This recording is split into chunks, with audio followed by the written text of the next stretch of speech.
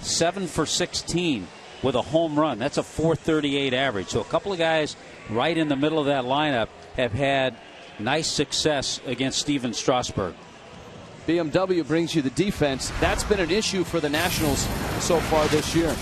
Yeah, the Nationals have committed 25 errors on the year. The youngster out of Fort Lauderdale, Michael Taylor, gets the start in left field. Denard Span and Bryce Harper in that outfield. 5 for 5, career high 5 hits for Yunel Escobar last night.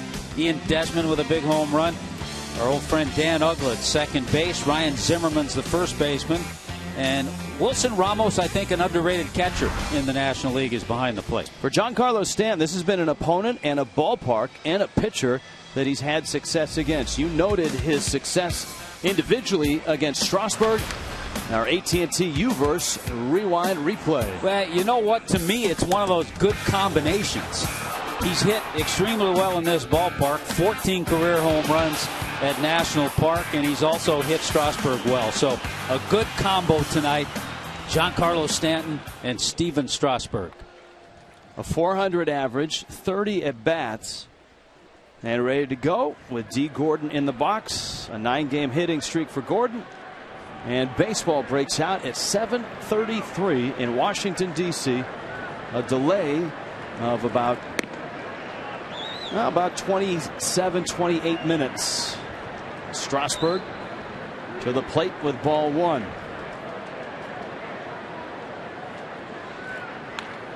And that one fouled back to the screen. Gordon 1 for 4 last night, and his hit was in the 9th inning. He also walked, stole a bag, and scored a big run in the 8th. Continues to lead baseball in hitting. Strasburg dials it up to 96. Always important to see how Strasburg is throwing in the early innings. And any indication that fastball was a good one, that last one.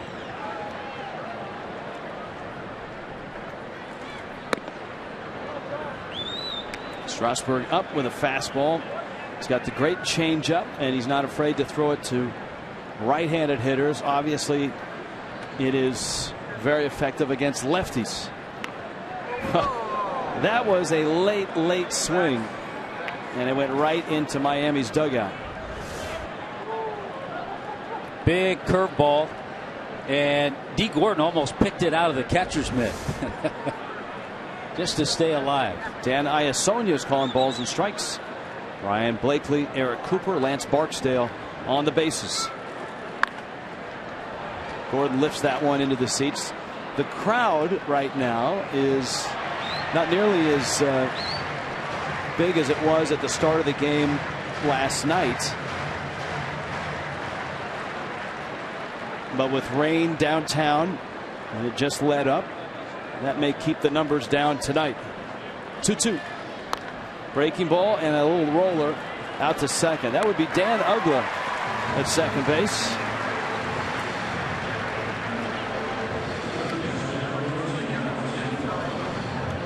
Dan Uggla, who has become the personal tormentor of the Atlanta Braves. Getting the start at second base. Here's Martin Prado. Giancarlo Stanton also due up in the first. Rain delay night here in D.C. Prado had good swings last night. He was just 1 for 5. Hit it hard, especially early in the ball game. Strasburg gets a strike.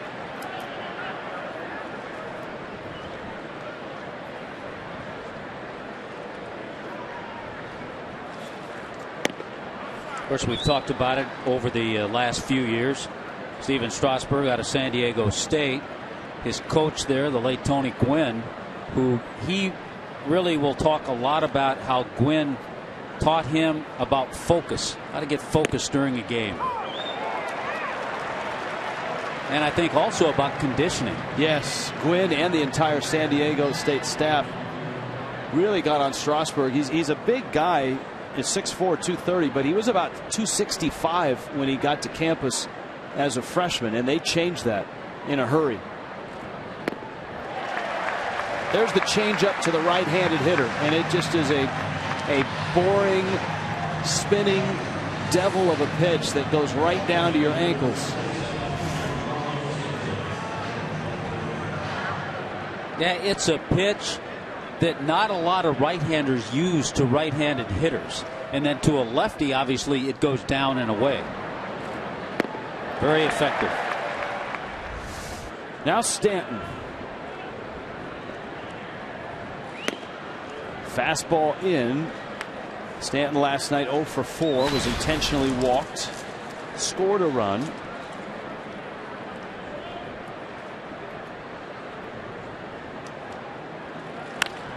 And he cracks that one into left field for a base hit. So his mastery of Strasburg continues.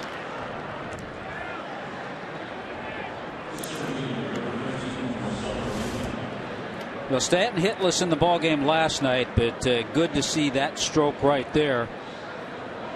May have gotten in on him a little bit, but still a hard line drive base hit. So what do I do? Shaking his head. What do I do? Actually, he's probably saying, at least I kept him in the yard. There's Marcell Ozuna. Ozuna an RBI single in 4 trips last night. And as Tommy pointed out, he's had success against Strasburg. Just 16 at bats, but 7 hits, a homer, 5 RBI.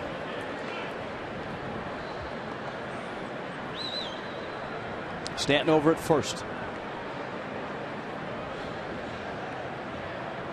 Keeps the batting gloves in his hands so he doesn't drag the hand and injure it when he slides.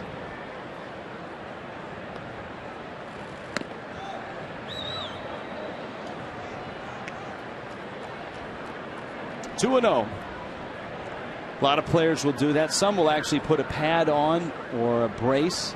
Others just keep the gloves in their hand so they don't open the hand and drag it.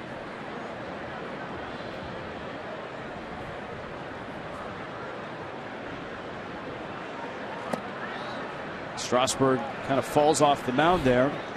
And it's 3-0.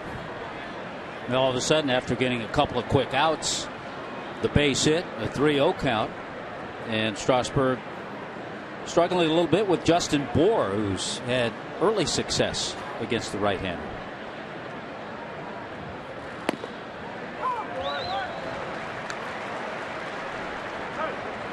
Three and 1, and we'll see if Ozuna gets a good fastball to hit here.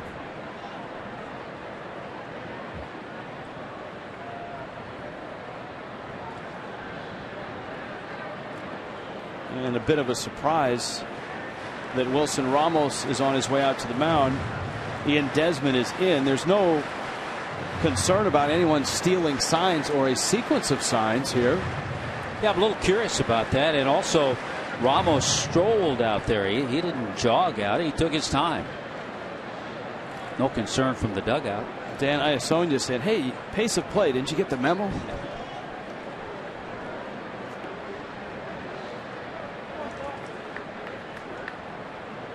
So it counts 3 and 1.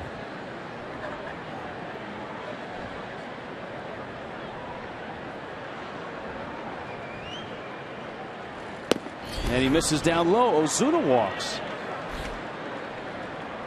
Well, it's good timing for the tweet that we received a little while back on Justin Bour, wondering if the Marlins were going to get more at bats for Justin Bour.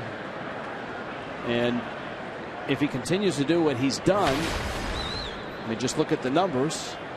He's hit .583. Bour 7 for 12. He's been good as a pinch hitter, good as a starter, homered as a starter last night. That was from Cane Man on Twitter. You know, Justin Bour has 2 career home runs. Both home runs have been against the Nationals, and this one an opposite field shot. I'm not sure if he thought he got it all, but just enough. Last year he homered against Doug Fister. Pitch down low, as we talked about last night.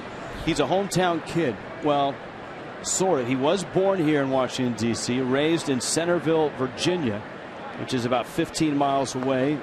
Played his college ball at George Mason, which is Fairfax, Virginia, about the same distance. So he grew up in and around Washington, D.C. and the area around. He hits the ground ball on 3 hops out to second. Uggla to first. And Strasburg wobbles a bit, but gets through the first without a run. And the Nationals come to hit scoreless here.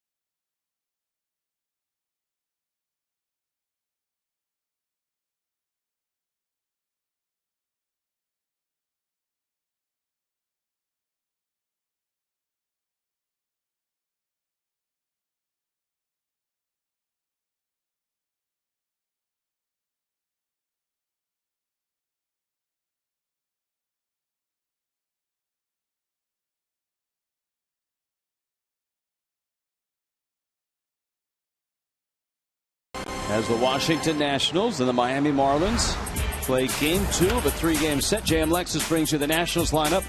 Denard Span in the leadoff spot. 5-hit night last night for Yunel Escobar.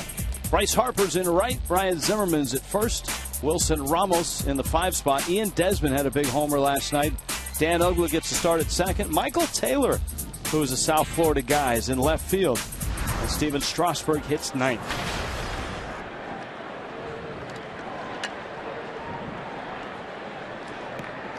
And here is Matt Latos making start number 6, looking for his first win as a Marlin.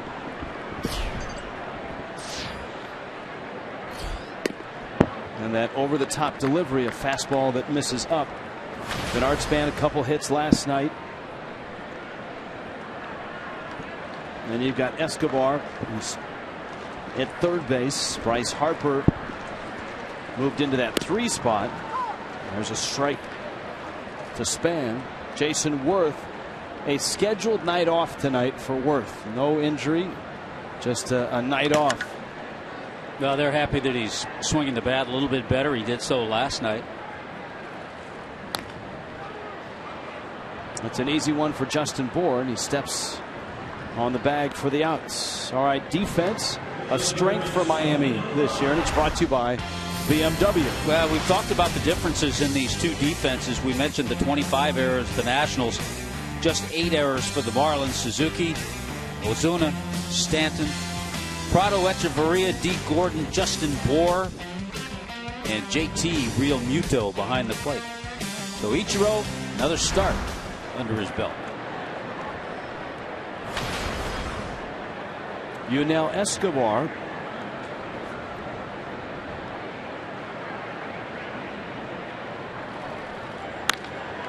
First pitch swinging center field deep. Ozuna back at the track, and he makes the catch. Marcell Ozuna runs it down in front of the Geico sign in center field. Wow, and another well-hit ball by Yunel Escobar, who had his first career 5-hit game last night. Nice check of the wall by Ozuna. He knew he had room and puts it away nicely.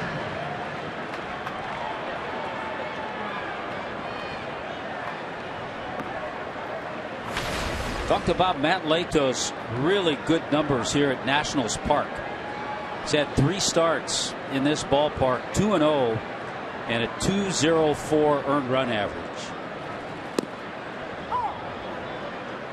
Chuck Hernandez was talking about Latos from start number 1 to start number 5.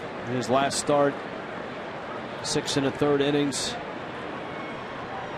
Latos the 0-1. Harper fouls off 6 1/3 innings against the Nationals, and his last start solid as well. He said fastball command and more touch on his breaking stuff. That's a good one, because that's an important pitch for the 6'6" right-hander. There's Chuck. Yeah, that 5-inning effort against the Mets, he left with the tweaked hamstring. Harper to center field, a lot easier for Ozuna, and he makes the catch. And a 1-2-3 inning for Matt Latos underway and scoreless in D.C.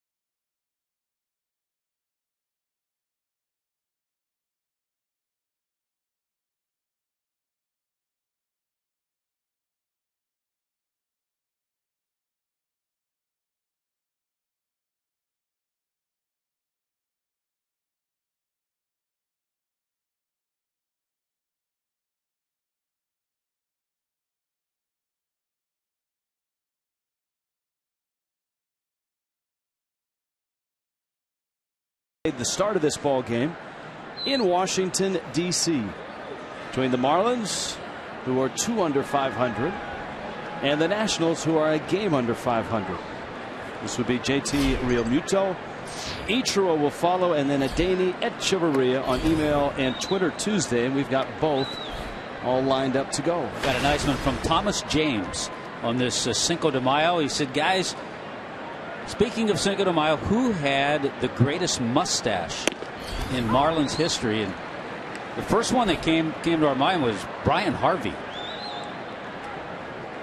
That's a great one, because in year one, because not only was he had a great mustache, but he was a very good major league player. That one is yanked down the line. That's a base hit, and it sneaks into the corner. Michael Taylor is chasing it. Realmuto's not stopping, and he's on his way to third, and he is there. Taylor was hoping the ball hit that little corner right where the ball girl sits, and it scooted right by it, and he was caught by surprise. Pitch is up, and JT jumps all over it. He hasn't had a long track record against Strasburg. He'd been 0 for 3. So he gets his first hit. Nasty hop over the glove of Escobar, and then trouble in the corner for Michael Taylor. It was a sure double, but once Taylor had the trouble in the corner, Realmuto had the play in front of him. He's able to take third. So a triple for Realmuto. Here's Ichiro. Takes a breaking ball for a strike. The Nationals infield is back. They will give up the run for an out with nobody out here in the second. And Ichiro a chance to pick up an RBI and get Miami on the board if he can just put it in play. And he's pretty good at that. JT had a triple last year, so his second career triple. His third career triple. Also had one earlier this year. Ichiro in an 0-2 hole.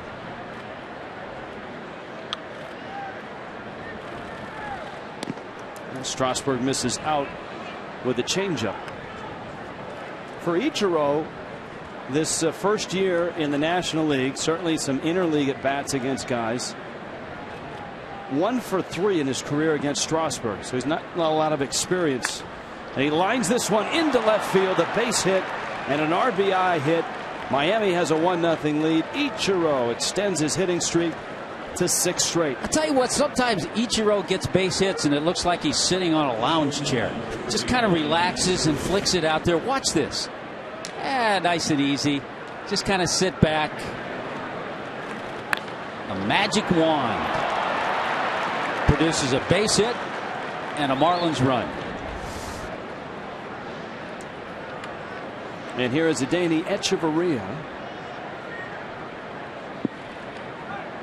And a throw to first. Ichiro is back. An email from Christian from Palm Beach Gardens. Rich and Tommy, love you guys. Been watching since I was a kid. 23 now, in law school. Unfortunately in St. Pete. Take his number down, Rich. We could use him somewhere down the road. We could use him right now. Actually, Ichiro chased back. Wants to know, what about Etch? And he capitalizes Etch, and he said it's not in anger but emphasis. D. Gordon's having a beyond excellent season, but I hope Marlin fans and fans around baseball realize that Adeiny Echeverria is being overlooked. Well, I know you and I, as much as we can with the opposing broadcasters that we talk to, the opposing writers that we see, and during our broadcasts, we talk about Adeiny Echeverria, and I've said it a number of times. I think certainly his offense this year is going to bring more awareness to his Gold Glove defense. And really, that's what has missed or been missed in Echeverria as he has progressed as a major leaguer. He just turned 26. He's never been a real high on base guy. Hit 276 last year. Never had ridiculous power or big slugging percentage. See, and to get to the on-base stuff, neither is Andrelton Simmons, but he had a year, not last year, but 2 years ago, where he hit a few home runs. Echeverria, a couple home runs, 16 RBIs, 6 doubles, and a triple. Ichiro's at first, counts 2-1. Strasburg set. And Echeverria fouls it back to the screen.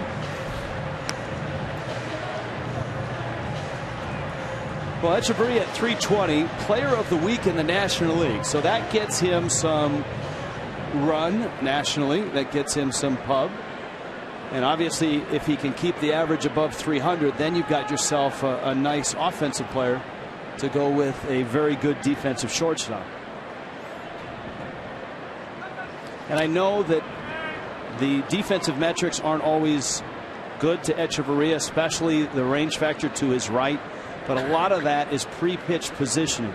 And those metrics don't take into account where a defender starts the play. Counts 2-2. Pitch in the dirt. Now we'll see if Ichiro's on the run. Latos is on deck. Counts full to Echeverria. This is a situation if Ichiro is on the move, and if you're Adeiny Echeverria, you look at the signs because you want to know if he's running. And I think if you know that, it makes you a better hitter because now you know if it's in the strike zone, you've got to make contact. Ichiro runs, and the pitch hits Echeverria. So Steven Strasburg has given up a run. Ichiro's now at second. Echeverria clipped on that fastball. Here's another look. I think it just got the jersey. You have to figure something's a little out of whack to see a guy like Strasburg miss that badly on a 3-2 pitch. For Miami, it works out perfectly with Latos and nobody out. And you got speed at second, speed at first. We'll see if Latos can drop down a bunt. There's one scary part about this situation. There's the bunt, and Latos takes it easy down the line, and the ball gets loose. Here comes Ichiro. He's going to score. Wow. Unbelievable. The Nats get a little sloppy. There's no natitude out there right now for them. They've been sloppy all year long. That's their 26th error. This is game number 28. That a routine throw from Strasburg. Zimmerman didn't look comfortable at first, and the Nationals really botched this one. And actually, Matt Latos gets up the line pretty well. That was the scary part of that, by the way. If he bunts it hard at somebody, you're looking at a possible double play. Heads up by Ichiro to pick up this ball that gets away from Dan Uggla on a poor throw from Strasburg. Ichiro picked that up right away.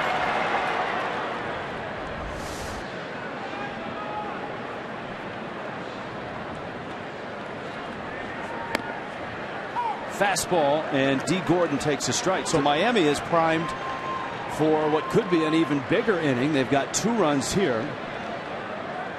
There'll be a sacrifice for Matt Latos, who put that whole play in motion, dropping down a good bunt.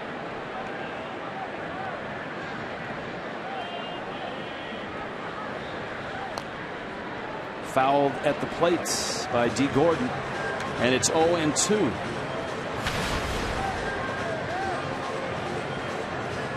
Adrian emails, I feel like D. Gordon will take flight in the postgame. I don't know that the basketball hoop. Does it make the road trip? I don't know. I haven't seen it on the road yet. Pitch is in.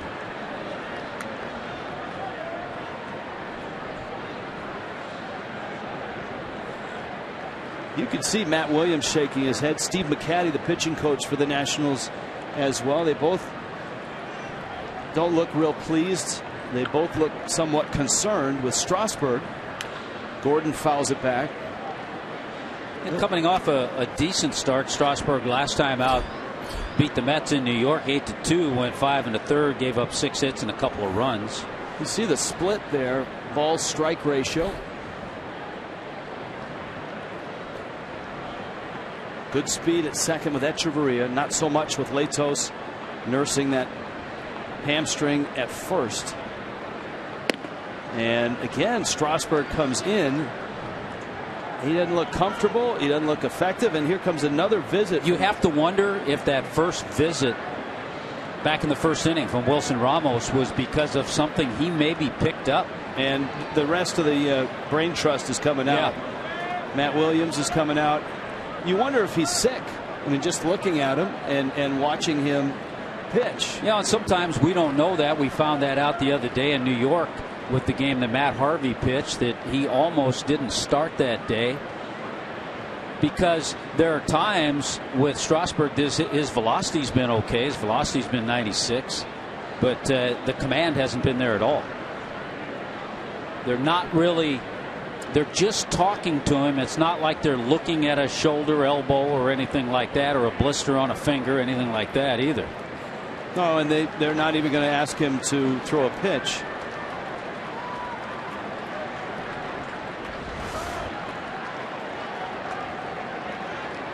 Last pitch. Kind of a grimace on that pitch. Whether it's a grimace from frustration or a grimace from pain, obviously, we don't know. 2-2.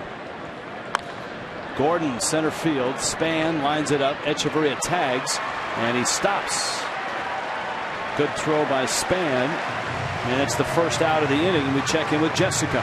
Well, Rich, you mentioned that rain delay. Still a couple of drops coming down. First pitch was originally scheduled for 7:05 tonight.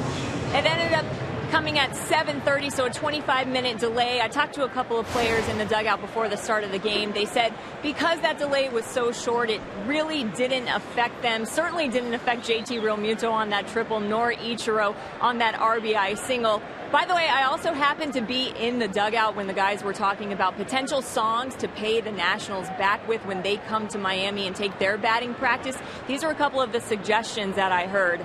She Bangs by William Hung, not the Ricky Martin version, and then Barbie Girl by Aqua. Does that one sound familiar at all? Sure. I got it on my frequently played on shuffle. Martin Prado with Giancarlo Stanton on deck. There's one out, And Prado gets into one, lines it to left. Taylor's after it, and he's there and makes the catch. Boy, Prado hit a couple on the button last night. One to right center field that was caught, and this one he yanks to left. So there's 2 outs, and here comes Stanton. Martin Prado, a career 300 hitter against the Nationals, and you're talking about over 360 at bats too. You made the point talking about Steven Strasburg that when the Marlins have been able to get to him, they're able to get to him early. Well, it's early. They've been able to get 2 runs here. Obviously, with Stanton and his success against him, the Marlins would like to get a few more. That one fouled back and out of play. Stanton, a line drive single to left in the first. We have some good emails and tweets. We'll get to them when we get a moment. But right now, it's Giancarlo against Strasburg.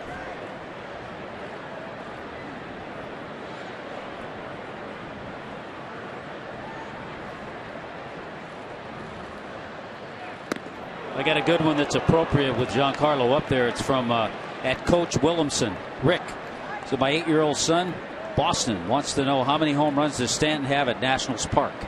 He has 14 career home runs in this ballpark.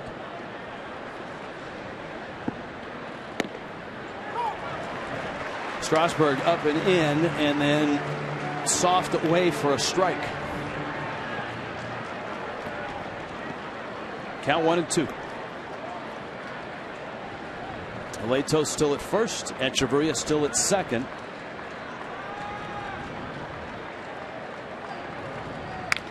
Fastball, and he just got it end of the bat. For a big man who stands off the plate, getting to that pitch means extending the arms and getting out as far as you can. Yeah, just staying alive with that swing. We had some BGs earlier, right? Yeah, they're not even staying alive, though. It was how deep was your love. That's how soft the music was during Miami's batting practice. Strasburg steps off.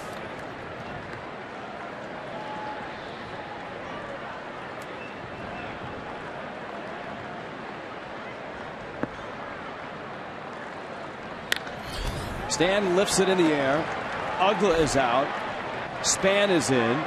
Span calls and catches, and the Marlins are limited to 2, but a 2-0 lead for Miami in D.C.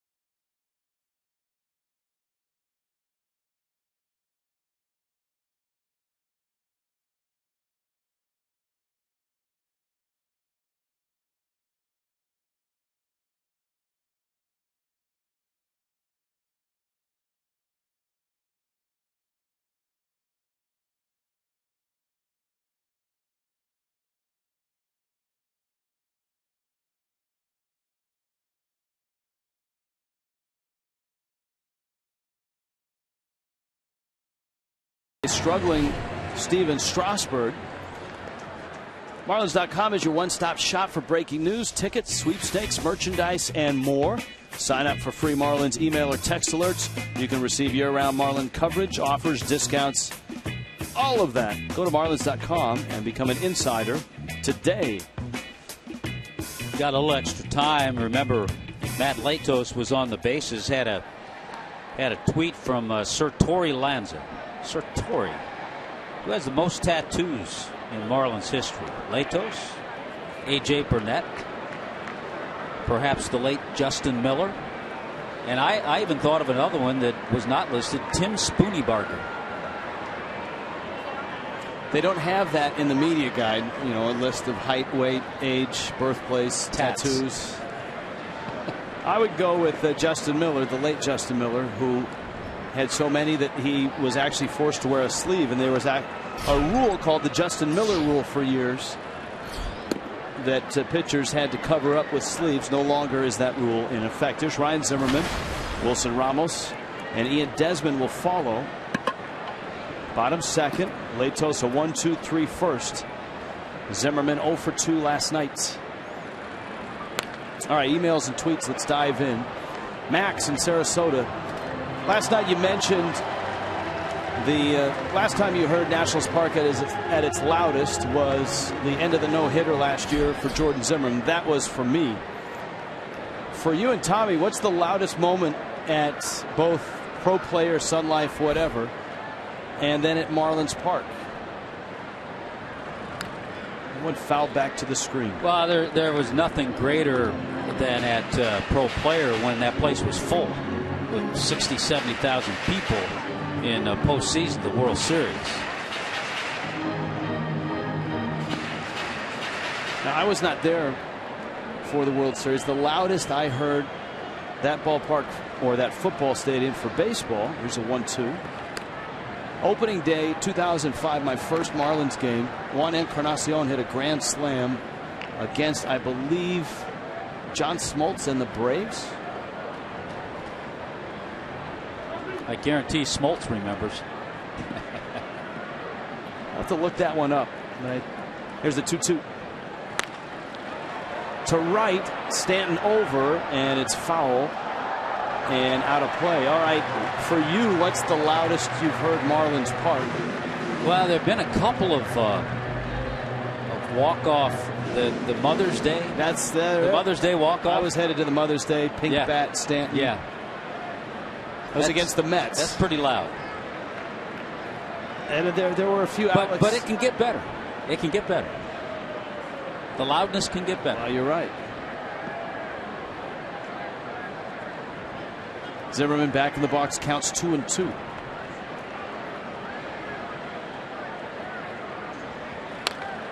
Foul back. All right, next email. Last week, watching the game against the Mets, and JT Realmuto stopped a rolling ball with his mask. The announcer, which was me, said that was an illegal play. No one caught it, neither umpire nor the Mets. We were surprised at that. Can you elaborate why it's illegal and what penalty should result? 2-2 is out. We actually went down and talked to both Rob Leary and Mike Redmond, both catching instructors. They spotted it immediately. JT Realmuto, now the ball wasn't rolling far. It was still rolling by his feet. He had pulled his mask off to see, and out of instinct, he dropped his mask down and touched the ball while it was moving. That's a one-base penalty if there is a base runner. 3-2. Pulled foul. And there was, at the time, the Mets had a runner at first, and I don't know that there was anybody out in the inning. Thankfully, no one noticed it on the Mets side, and the umpires didn't notice it, but Mike Redmond and Rob Leary, in between innings, immediately told Realmuto, who didn't realize he had done it. It's pretty natural to do, but you can't stop a ball that's in play and moving with anything other than your glove. Not your hat, not your mask. To carry that further, you cannot throw your glove or your hat at a ball in the outfield. Let's say if the ball's headed to the gap. That's a steeper penalty. I believe that's, I want to say, 3 bases if you throw your glove at a batted ball and hit it. Has to be on purpose. Glove can come off. Here's the 3-2.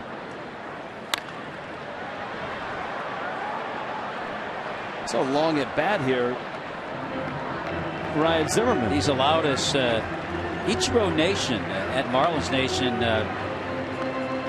tweets that Echeverria reminds me a lot of Tony Fernandez. And that's a good comparison. I saw Tony Fernandez with the Blue Jays a number of years, a switch hitter, different type hitter. But I'll tell you what, if Echeverria has the career that Tony Fernandez had, the Marlins will be very, very pleased. Latos would look like an off-speed pitch, maybe a change, and he misses. And so an 11-pitch at bat, and Zimmerman walks. Marlins Fan Express is back, ready to bring you straight to the action at Marlins Park. You can book this luxury motor coach for your group. Just call 305-480-2523 or email groups@marlins.com. Our baseball historians here in the booth in D.C. confirm Juan Encarnacion's grand slam in the first inning was off John Smoltz, April 2005, on opening day for the Marlins. Now Latos with a 2-0 lead as a runner at first and nobody out. And Wilson Ramos at the plate.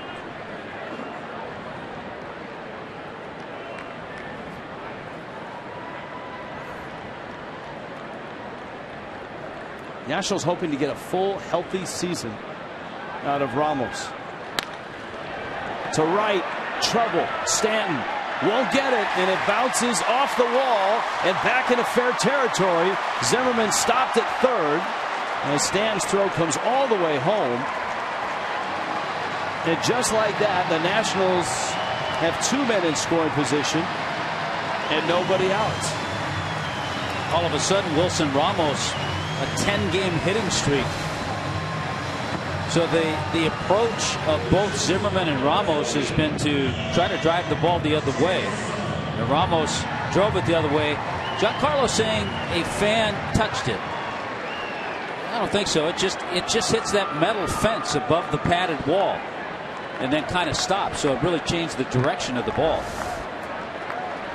Now Latos gets Ian Desmond, Dan Uggla, Michael Taylor.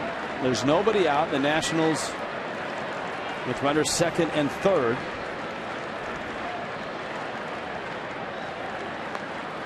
Desmond had the big home run last night, the 2-run shot against Brian Morris in the 8th inning. Boy, he cranked that ball too. It was hit hard. 2 key hits for the Nationals late last night. Jason Worth's RBI single in the 7th off of Sam Dyson, and then Morris in the 8th inning gave up the Desmond home run and the Escobar 2-run single.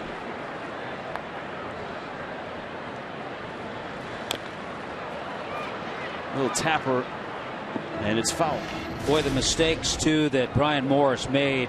Sometimes you get away with them. Sometimes a hitter will pop it up, but Ian Desmond did not pop that one up at all.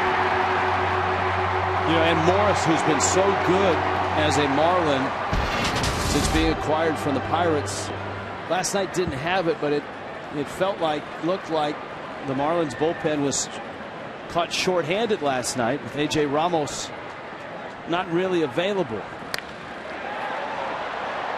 Ramos, you remember on Saturday, in an odd step, kind of tweaked something in his neck. He would finish that game, but Mike Redmond really wanted to stay away from him last night, and he did. Whether he's available tonight is unknown. The Marlins were going to reevaluate close to game time. There's a possibility that he's available. There's a possibility that he's not. You cannot, and I think I saw this on Twitter last night, you cannot, and a lot of fans think you cannot manage every game during a 162-game season like it's the 7th game of the World Series. Struck him out. Latos gets Ian Desmond, and that's a big out to get for Latos, the first out of the 2nd. Boy, that is a hot hitter, guy that was cold for a while. And I think the good choice there was the fact that Latos and JT Realmuto have seen the Nationals hitters try to stay back and go the other way, and he busted a good fastball in under his hands. Tommy, did you know you are popular with the Marlins Nation Facebook group? I did not know that. There's an email that just indicated that. I better be careful then. From Christian. I don't know that if it is Christian Yelich. I think he's busy right now working to get back, and all signs point that Yelich will be back in San Francisco. Dan Uggla, that patented big hack, fouls it back, and it's 0-1.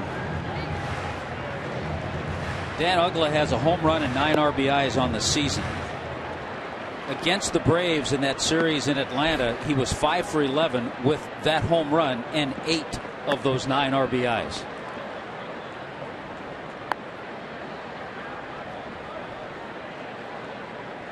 Here's the 0-1 pitch, and it's out. Well, for Atlanta, first it's Dan Uggla, who goes off in 2 games. Jeff Francoeur had a big night. Francoeur had 4 hits, a couple of RBIs, a double and a triple last night against his former team. Braves better find out where Brooks Conrad is right now.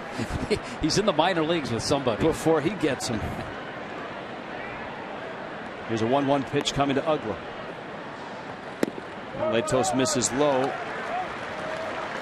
2-1. Michael Taylor is on deck. And then you've got Steven Strasburg after that. If you've just joined us, Miami got 2 runs in a rain-delayed start in the top of the second against Strasburg, who did not look well on the mound, figuratively and literally.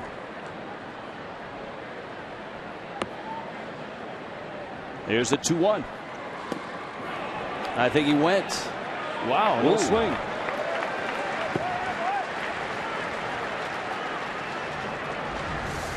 Here's a look. That's close. We saw that when Uggla was a Marlin. He was very good at redirecting the bat upward rather than when he was checking, finishing it forward. Some guys just have that ability. I don't think it's anything you can teach. I'll tell you, someone who has it for the Marlins is Michael Morse. Has a way of stopping and redirecting and getting check swings called.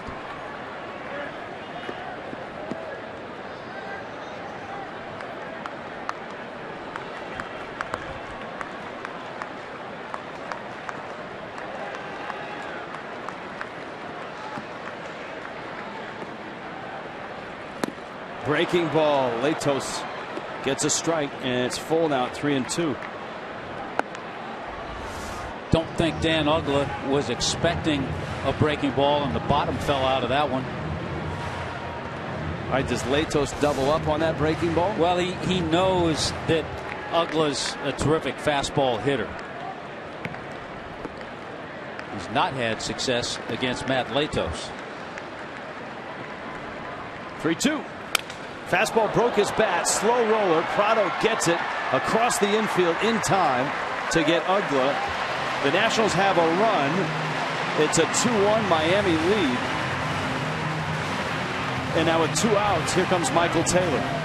You know, the other choice was exactly what Latos did, and it was an excellent pitch. The other choice was, okay, bust him in the way he did with Desmond with a good fastball. There was the fastball. He shatters Uggla's bat, but Uggla got just enough of it to get the run in.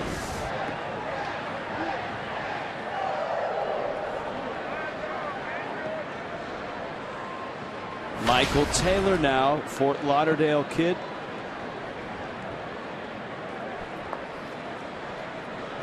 Getting playing time this year with the injuries that the Nationals have had coming out of spring training. Denard Span been in and out of the lineup at times.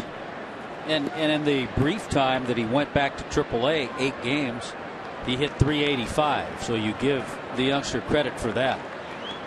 Jason Worth had that shoulder surgery that trailed into the early part of this season. I guess this still is the early part of the season, so it was the early part. And by the way, we're getting word that Brooks Conrad is at AAA Las Vegas. Be very afraid. There's got to be a few other ex-Braves out there that have watched Francoeur and Uggla have success over the last week.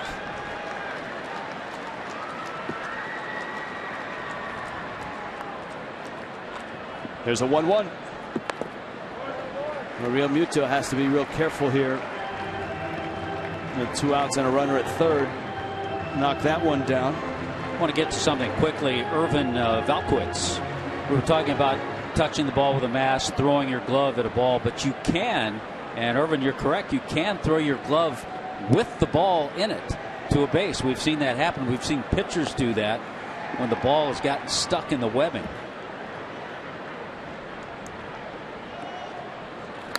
And I'm going to say the most famous one of those was Terry Mulholland. Getting a comebacker, couldn't get it out of the glove, and underhanded the glove and ball over to first base. There was a time where you would throw your glove on the field. You would actually leave your glove on the field. There was a time long ago where fielders used the same glove. The teams would share gloves. Or when they ran off the field, they would leave their glove in foul territory, but on the field. That would be strike 3 called. And Latos, second and third, nobody out, gives up just a run and holds the lead at 2-1.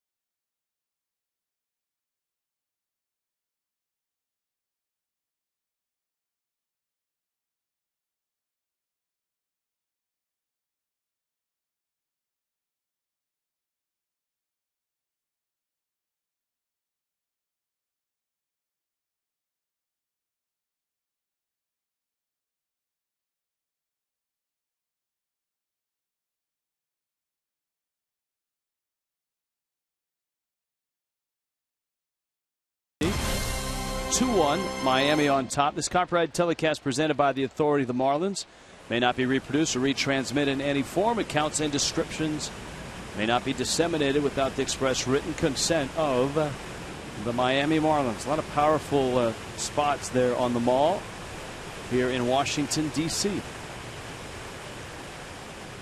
Marcell Ozuna, Justin Bour, JT Realmuto. Be interesting to see what Steven Strasburg is like here in the third inning. It looked like he was not feeling well. He certainly wasn't throwing well. And the Marlins ended up getting 2 runs in the second.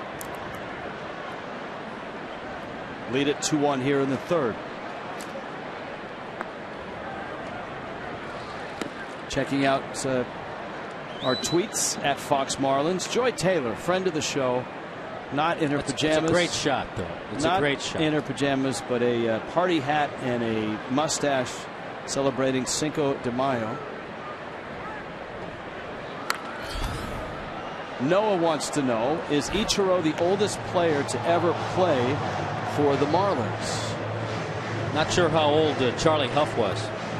I think he was north of 41. Yeah, I think he was, too.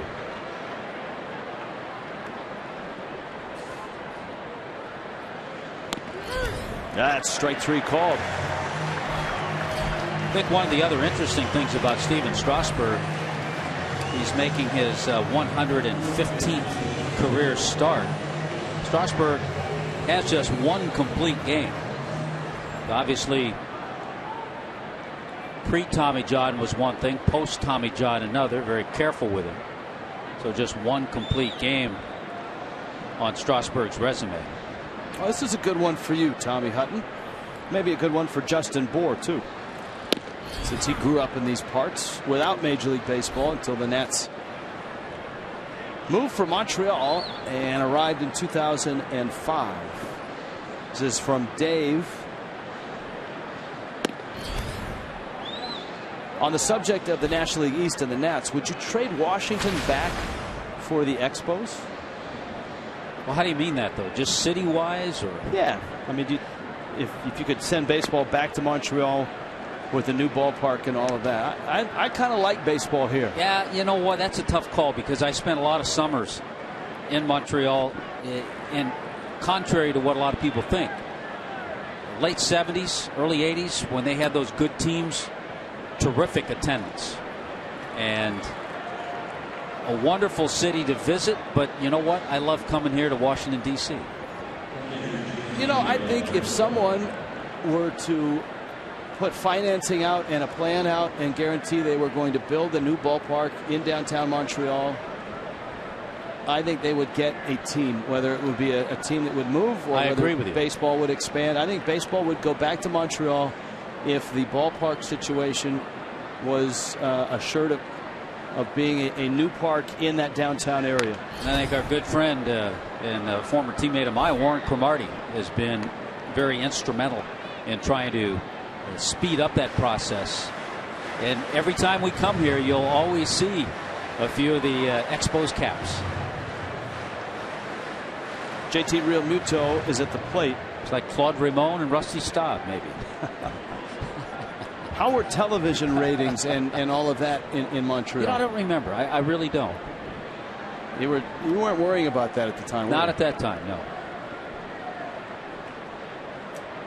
Justin Bour's at first. Strasburg to the plate. It's lined to right. Harper is over, and he's there and makes the catch. Well, the Marlins have hit some balls hard around the outfield. Prado had the drive to left in the second. Now Real Muto out to right.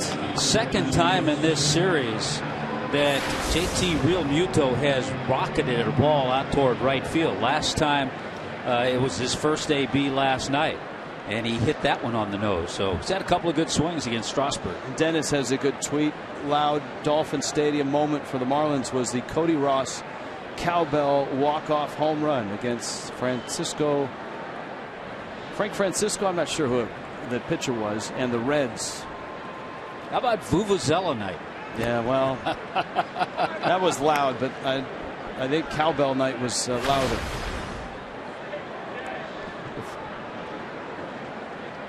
You actually used Vuvuzela in a sentence today when you talked to you had a soccer match going on up on the. There was, yeah, when I first walked in the booth. And all you heard were Vuvuzela. Yeah, it was a little annoying. I had to turn it off.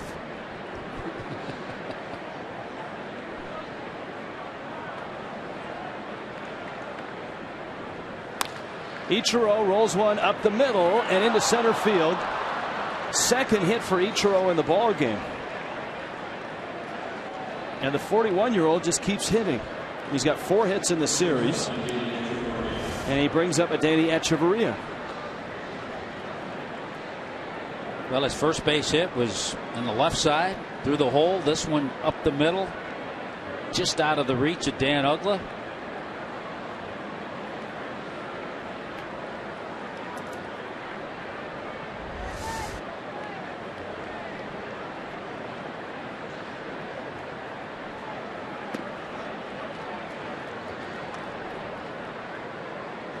Matt Latos is on deck. You got Ichiro at first. And he's still behind A-Rod, but he's chipping away, getting closer to 3,000.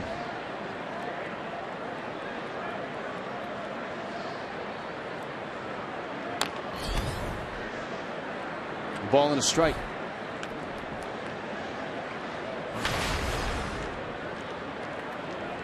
"5'3" female. I gotta be careful when I see this on Twitter. What site are you on? What's going to happen when Christian Yelich comes back, since Ichiro's playing so well? Well, what's going to happen is Echeverria, left center field. Taylor back and at the track makes a running catch. We'll discuss when we come back. Wow. Well, the Marlins have hit it hard, have 2 runs to show for it, and lead it 2-1.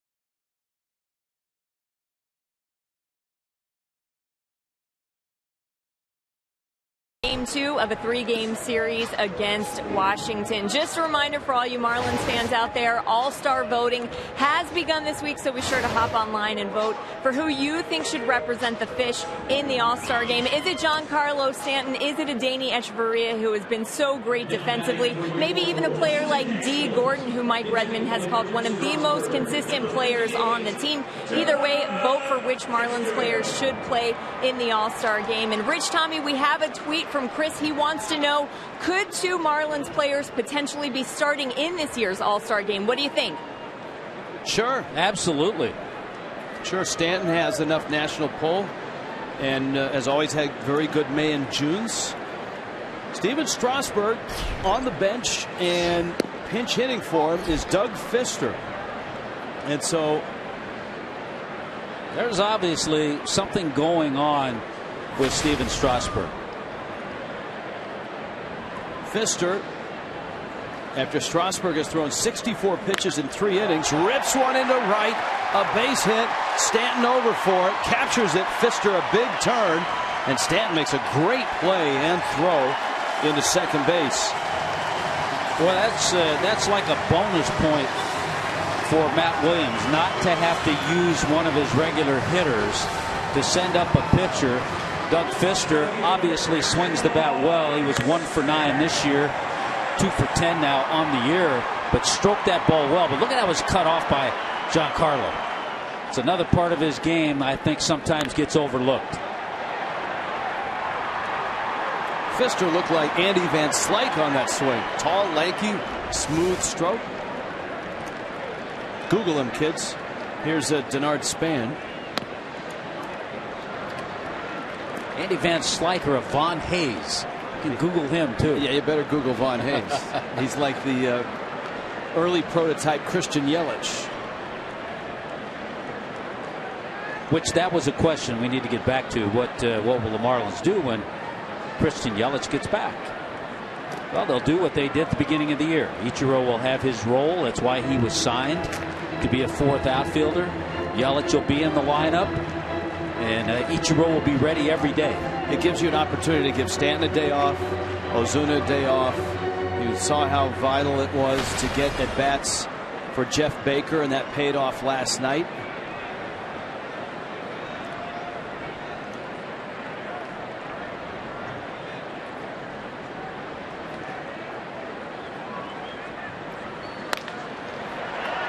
Gordon out there. Echeverria out there. Yeah, that's another part of D. Gordon's game that deserves all-star voting. A terrific double play. Gordon to Echeverria to Bohr. And there are 2 outs. To top it all off, you're talking about Denard Span, who hit the ball, a speedy runner. There's the pick from his knees, and then the relay gets Span in plenty of time. Beautiful.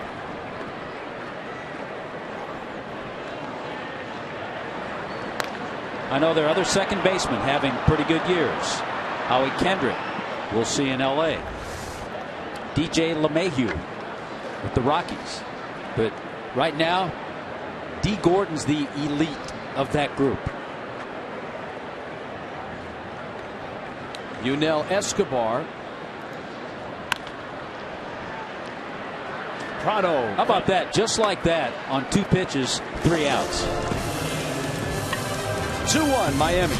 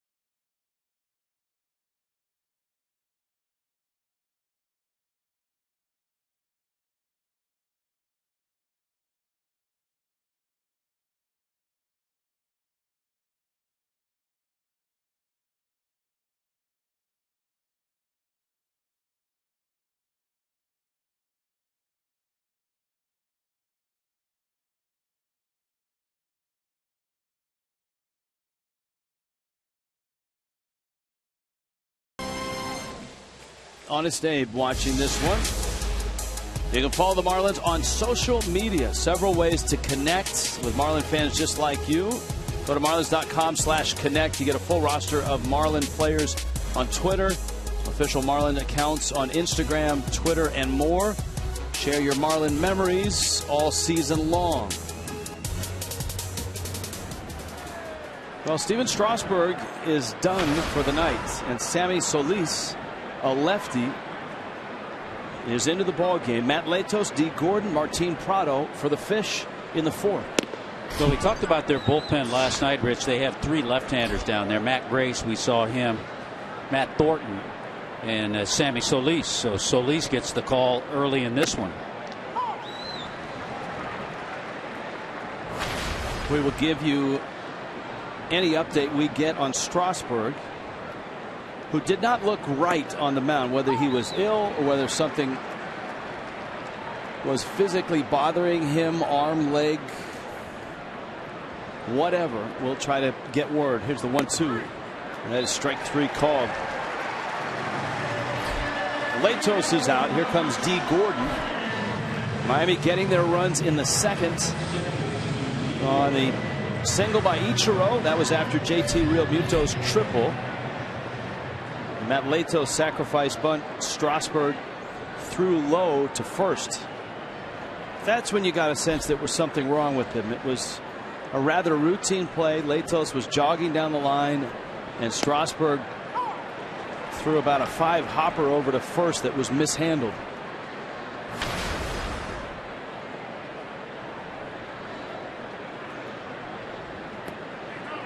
Nice tweet from Gabriel reminding us that before the Blue Jays existed, the Expos had one of the most lucrative television contracts because they were broadcast across the entire country.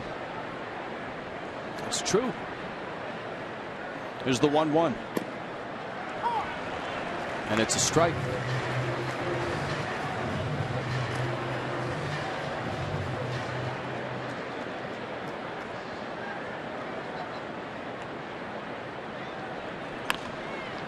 Gordon's ground ball finds Escobar across the diamond in time. And there are 2 outs. This is where you have to kind of change your whole thinking and game plan. You were preparing, the hitters were preparing for Steven Strasburg, a right-hander who they've seen. Now they have to kind of change gears and go after a left-hander who they've never seen. Here's Prado.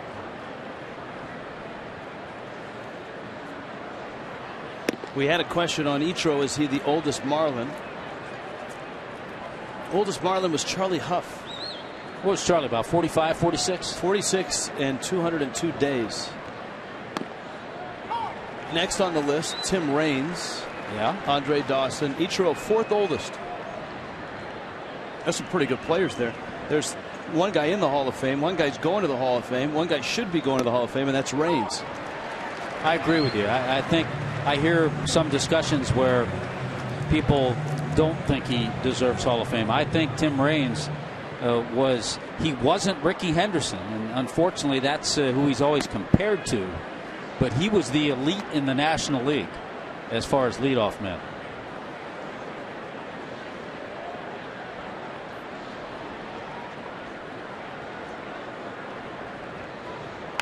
I mean, nobody's Rickey. Escobar's throw in the dirt and not picked there by Zimmerman, who is still trying to master the nuances of first base. It's going to be a base hit, and importantly, it gets Giancarlo Stanton at bat here with a runner at first. Yeah, Martin Prado, remember, lined that ball his last time up, so he'll take this one. Little bit of hesitation. Talking to Ryan Zimmerman yesterday about his transition. He's working on that play, picking the ball, and he said one of the hardest transitions is making sure he's the cutoff guy on a ball to center field, because he didn't have to be as the third baseman, and then also not wandering too far from the bag, letting the second baseman make that play.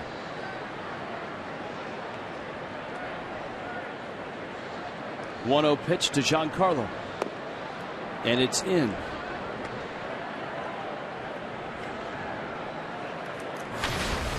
Mask off.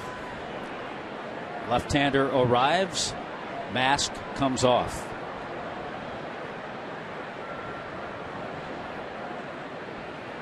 Stanton left field, and it's gone. And it's foul. Oh, wow. Mask off and launch off. Boy, Stanton sends it onto the concourse, but hit it up over the foul pole. Here's a look.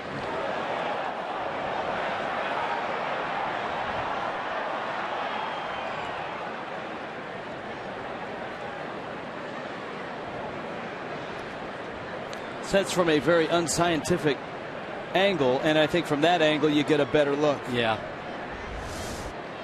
There's the 2-1. Stan hits a high fly ball to right. Harper's there, and Harper makes the catch. Marlins leave that runner. Stanton came close, but it's still 2-1.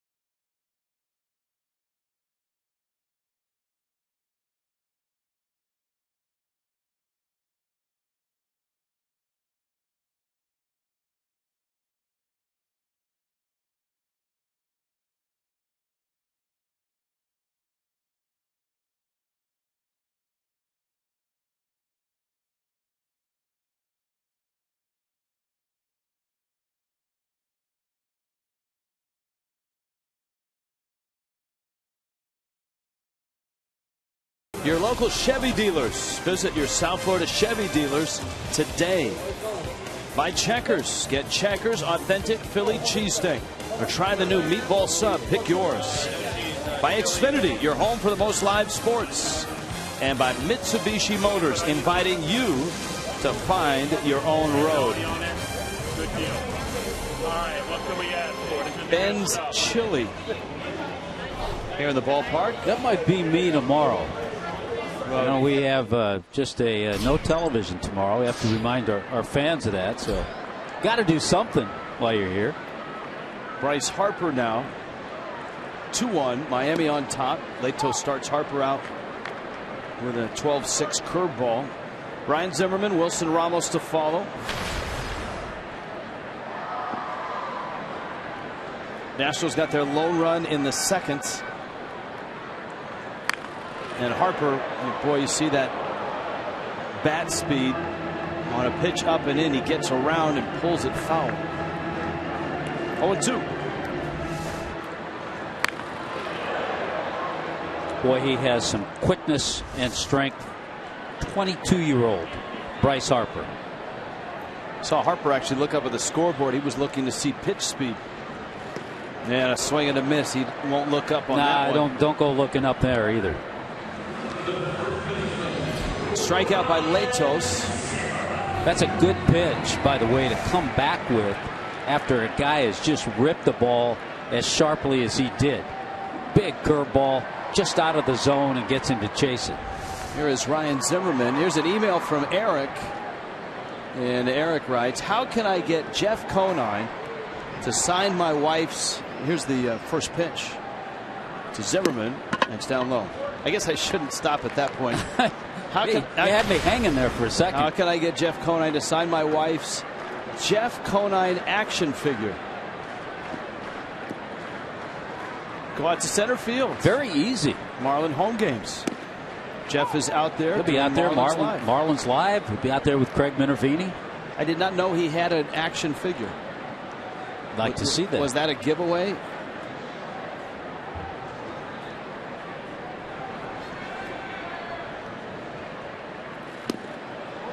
I think at one point there was a Jack in the Box giveaway and then a Jeff in the Box giveaway. The Jack was Jack McKeon, not a run-of-the-mill Jack in the Box. Not Jack Armstrong. The All-American boy or the pitcher for the Reds. Here's the 1-2. Or both. Swing and a miss. Zimmerman goes down. Boy, Letos all of a sudden has kicked it into gear. I think the really encouraging thing is to see, number one, the way Letos has been able to come back after having to leave the game his last start after 5 innings. And the other thing is the way, as you described in your conversation with Chuck Hernandez, how the breaking ball has gotten sharper and more command, and the fastball better command with each start. Now Ramos, who doubled back in the second and scored on a Dan Uggla ground ball out. All the runs in the ballgame scored in that second inning. Well, he's got that curveball working.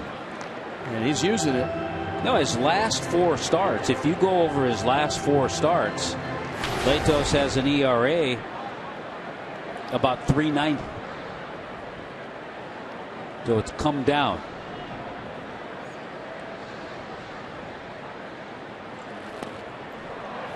Ramos can't hold up. And Letos is out in front 0-2. And he has really featured the breaking ball here in the fourth, striking out Harper, striking out Zimmerman, and out in front Wilson Ramos. 0-2.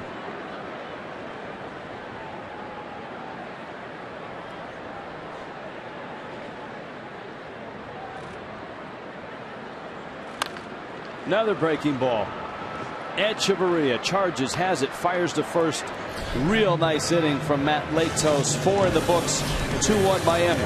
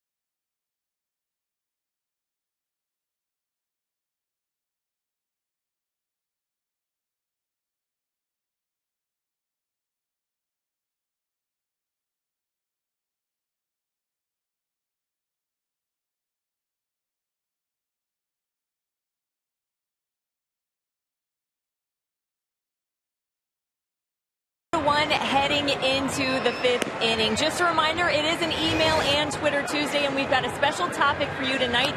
We want to know about the National League East, so continue to send those tweets to @FoxMarlins. Those emails can go to foxmarlins@gmail.com and use that special hashtag NL East. Now, guys, Janine has a question. She says after a hot start, the Braves have kind of fallen back to earth. She wants to know your opinion. Which one do you think are the real Braves? What do you guys think?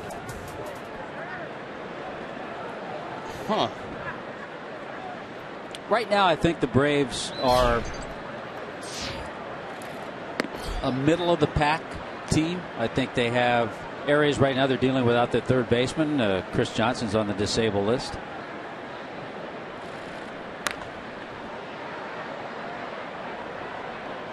Their starting pitching has been so-so. But somehow the Braves always seem to play tough. I don't see Atlanta contending, but I don't see them as an easy out. Ozuna sends one into the right center gap, and Span runs it down. Boy, there have been some hard-hit balls.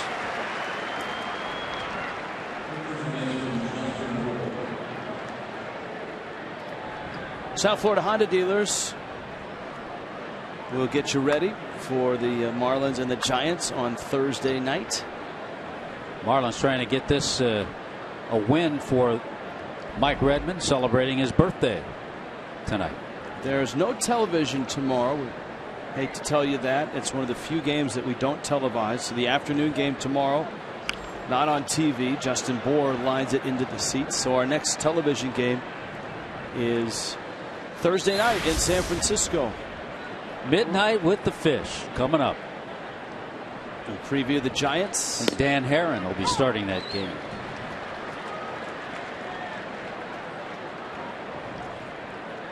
Herron against Hudson.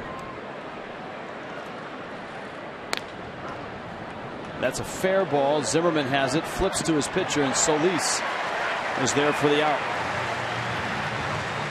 So 2 outs. Ricardo. There you go. You got the one I was going to read. Oh, okay. Wants to know who the youngest player to have ever played for the Marlins. We talked about the oldest being Charlie Huff. Youngest Marlins, Miguel Cabrera, the youngest, 20 years and 63 days. Giancarlo Stanton, second. Jose Fernandez, third. Edgar Renteria. Real Muto lines it foul. Yorman Bazardo and Luis Castillo. Those are your youngest, from youngest to oldest, the youngest 6 to play. 6 20-year-olds.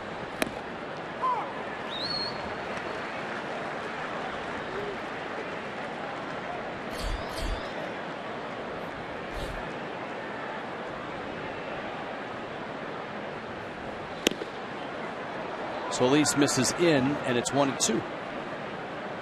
Rich, I know you like this one. Catalina wants to know, when is the @Rich Waltz and @THUD14 bobblehead giveaway?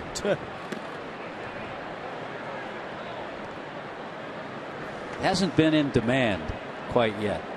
I think Peter and Weston had a tweet on that earlier that got by us. Real Muto, another line drive out into the outfield. He's got one to right, one to left, as well as a triple. Fish still hanging on to a 2-1 lead.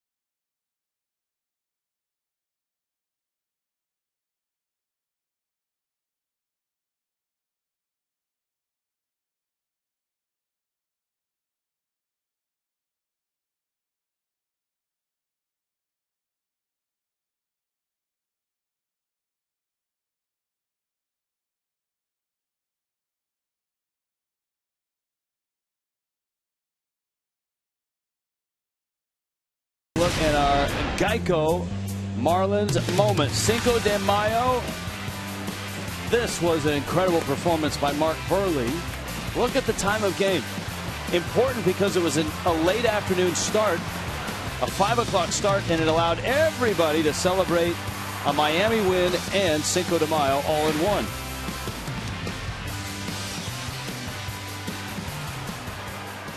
And we have some Cinco de Mayo revelers here tonight.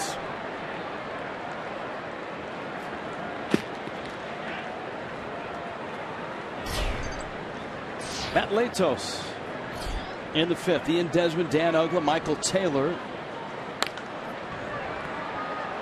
And the big right-hander seemingly flipped a switch in the third, and especially in the fourth, and all of a sudden started dazzling with a slow but sharp curveball.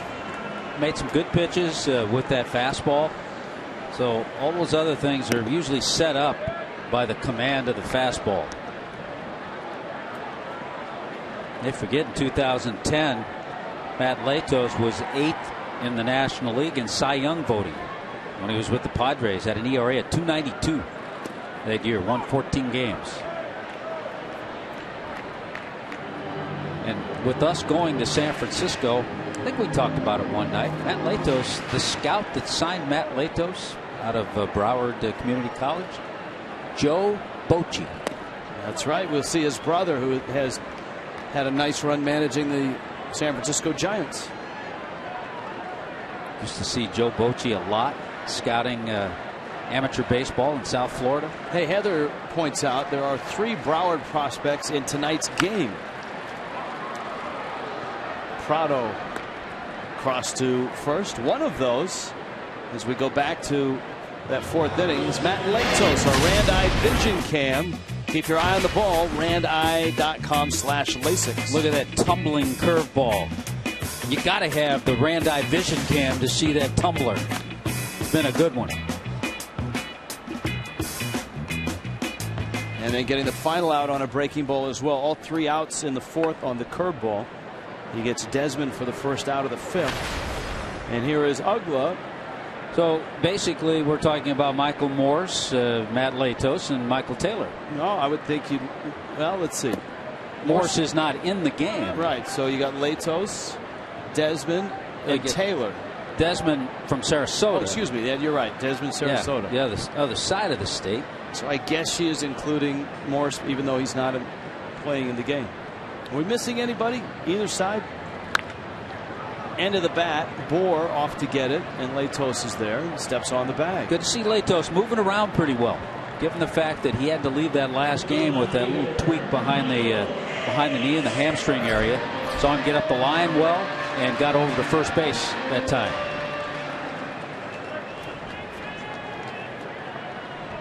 Of course, there's more Florida guys in the ball game as well. If you want to go past the Broward County line, so to speak. Desmond, Sarasota. D. Gordon up in that Orlando area. Windermere, Florida.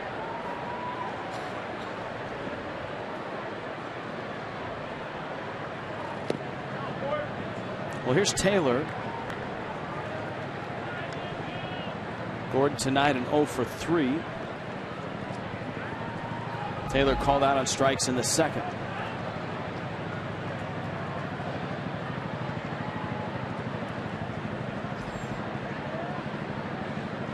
Taylor's 24.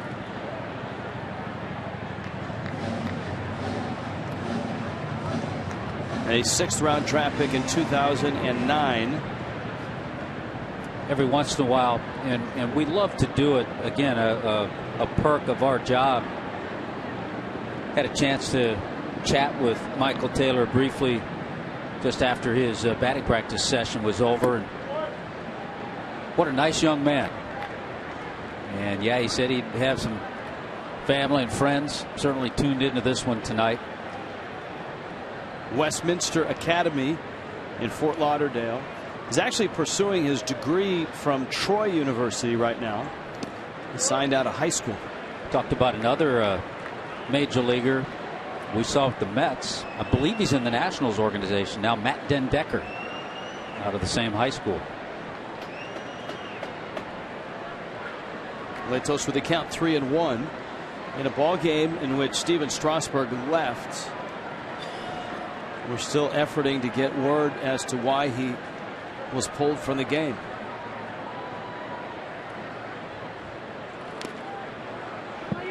Full count now, 3-2.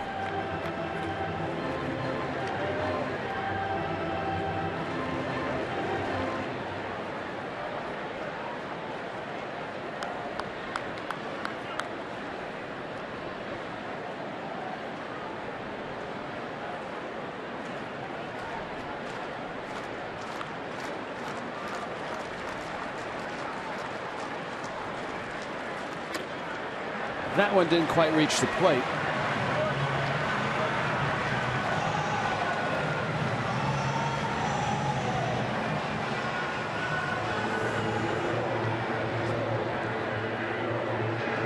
Latos kind of wiping that right hand like it was either wet or sweaty or the ball slipped.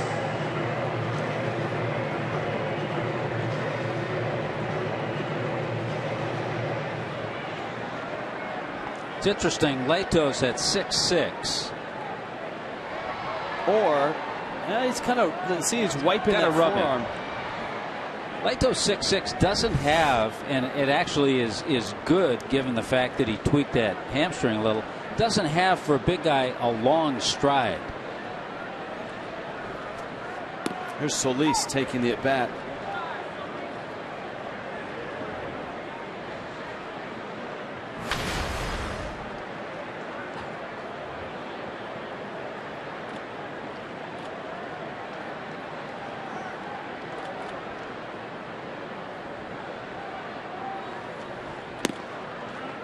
Spectator at Grease 136 tweeting us a really nice picture. I'd forgotten the nice mustache that Taylor Tankersley had.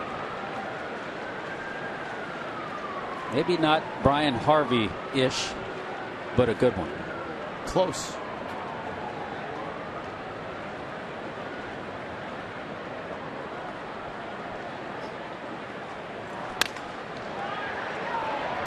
Gordon has it, and Matt Latos is through 5 innings in D.C.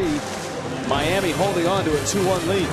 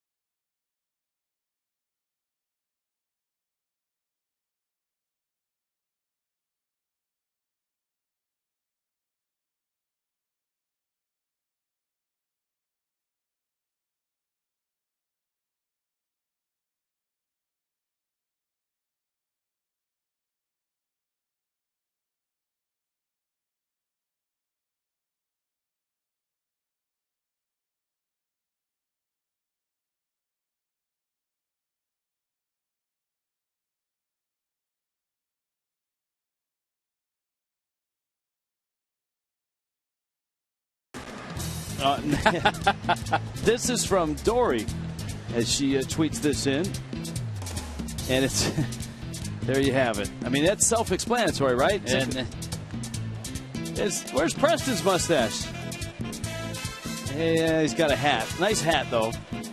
To interact, you can find us on Twitter or Instagram at Fox Marlins, or email at foxmarlins@gmail.com.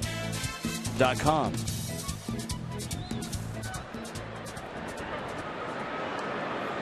I like the little hat that she's got. Sammy Solis into his third inning. Ichiro is 2 for 2. First at bat against this lefty. And a strike. Steven Strasburg went 3 uncomfortable innings. He didn't look comfortable on the mound. The Marlins got 2 runs against him. He was wild. Walked a couple, hit a batter.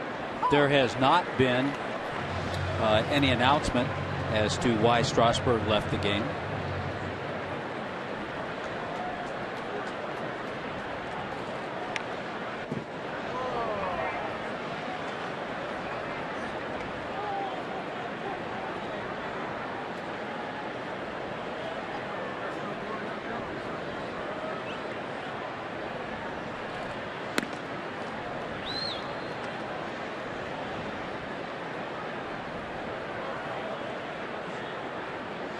Two and 2. Into the hole. It's short. Desmond's throw out. Just out. That's a nice play by Ian Desmond. Just getting Ichiro. Ian Desmond showing off that strong arm, in which he does have a strong throwing arm. Quick release. And they got some nice help over in the other end. There's the stretch. Bang, bang play. Just got him. Back of the glove. There.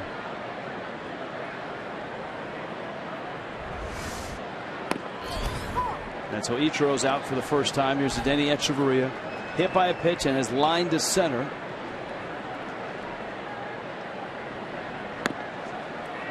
So at least up high with a fastball.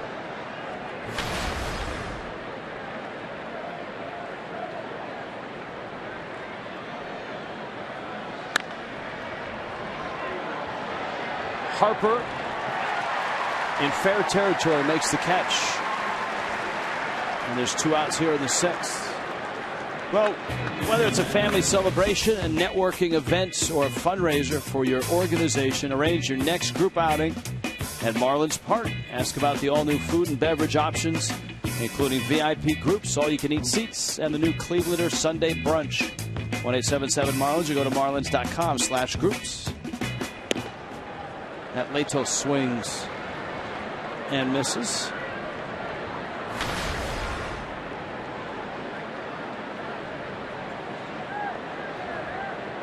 This is where you don't want to take any chances with Matt Latos with that leg. His pitch count is really good, and you'd like to get another inning or 2 out of the big right-hander. Meanwhile, Solis looks like the second-round pick that the Nationals dreamed about when they, in that 2010 draft, took him out of the University of San Diego. Well, he is the highest rated left-hander in their organization. And he did have Tommy John surgery, like many of the National starters. It's back in 2012. Litos fouls it back. And what he's doing, he's picking up their bullpen by giving Matt Williams Solis working here in his 3rd inning.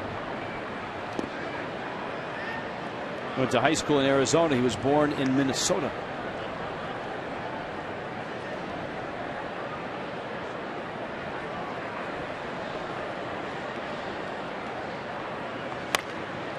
Latos, and it's just over the head of Zimmerman and a foul ball.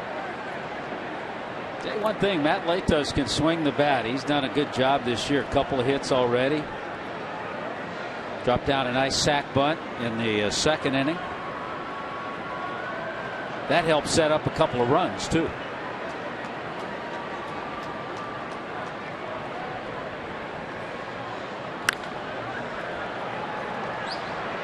Out behind second, Ugla and Desmond. And it's Ugla who makes the catch.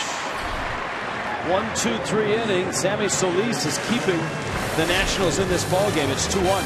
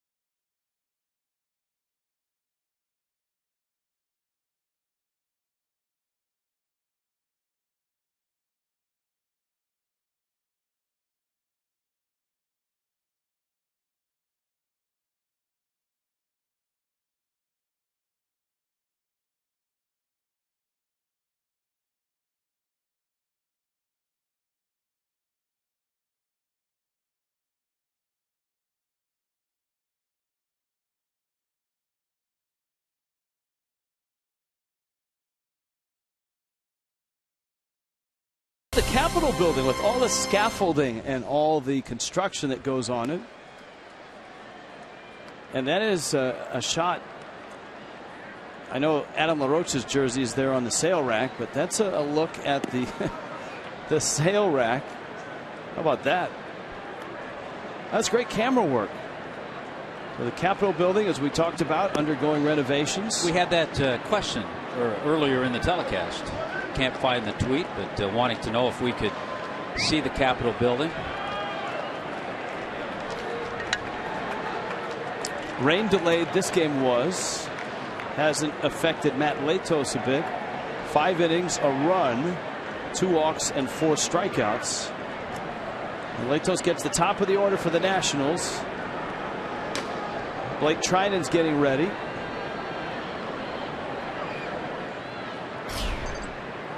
Denard Span, Yunel Escobar, and Bryce Harper.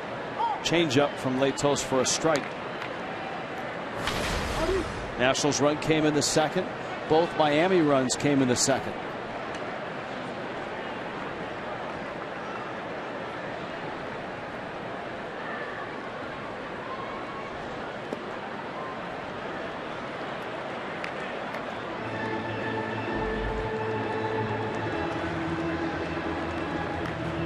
Been a good night for emails and for tweets.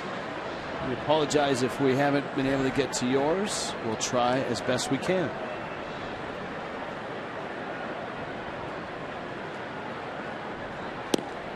Span couldn't check. It's 1-2.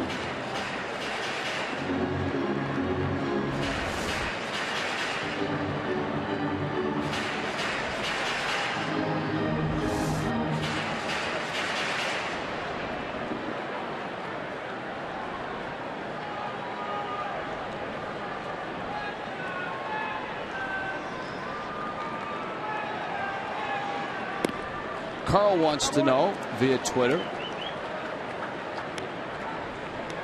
why is every pitch in the dirt thrown out of play, but a ground ball often is not? Well, that's a good question. And the other thing that always intrigues me, you'll see when a pitcher takes his warm-ups to start an inning, and then the catcher throws down to second base. Every once in a while, the catcher will short hop or skip a ball, not intentionally, and it'll hit the dirt, and they'll throw it around the infield, and the pitcher gets it back, and it's not thrown out. So it's just one of those things that over the years has become almost automatic. It never once was. It used to be the hitter would say, hey, check the ball. Could you check the ball, please? And then maybe the umpire would look at it and maybe throw it out. But now it's just automatic. Would you really say please? Depending on the umpire. All right. T-Mobile game changer. Here it is. Yunel Escobar, all night long, he wore out the Marlins. 5 for 5. New career high for hits.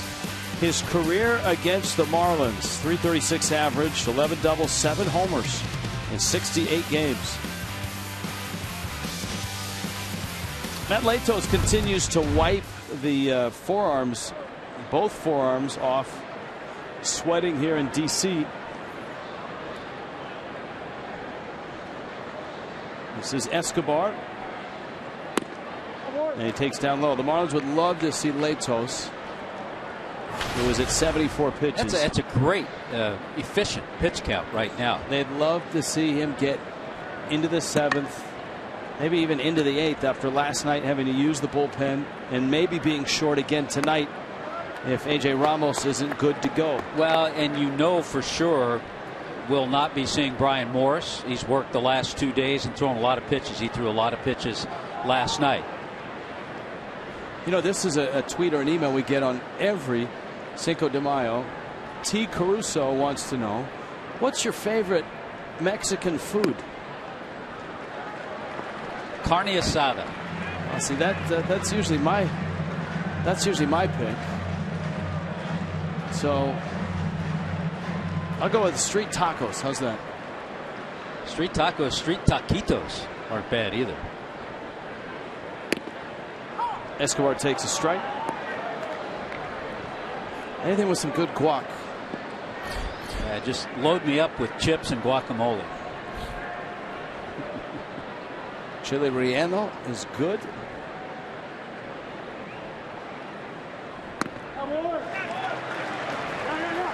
JT Realmuto is out to talk to Matt Latos, who walks Escobar.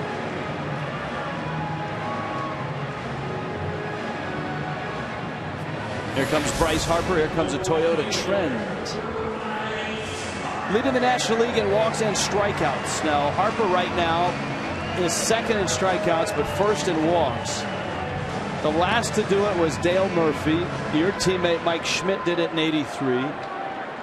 I have not seen Dolph Camilli play, or Camilli. Long-time Dodger. How did he pronounce his last name? Camilli. Dolph Camilli. Okay. Hack Wilson in 1930.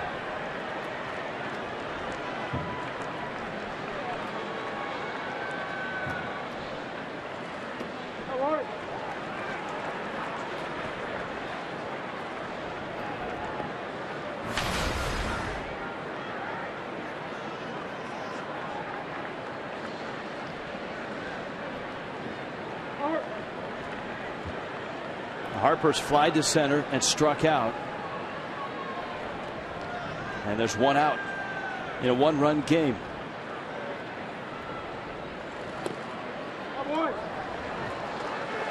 Two and 0.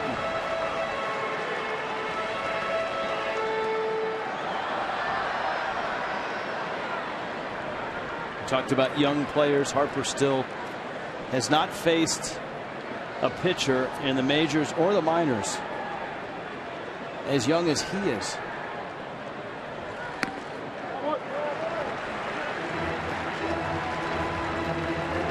And it's 3-0. Harper's 22. Always a little concern. A few pitches have been left up in the zone. That's something that Chuck Hernandez keep a close eye on.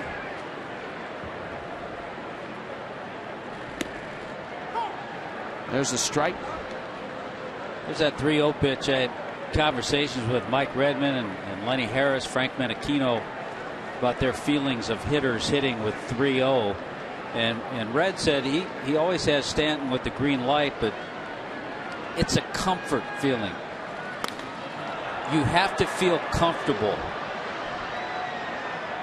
hitting on a 3-0 pitch, and sometimes hitters just don't feel that. And if you just don't feel it, then you've got to take it. And right now, I think Giancarlo is at that point where right now he just doesn't feel it. I think there'll be a time, though, when a pitcher makes a mistake 3-0, they may have to pay.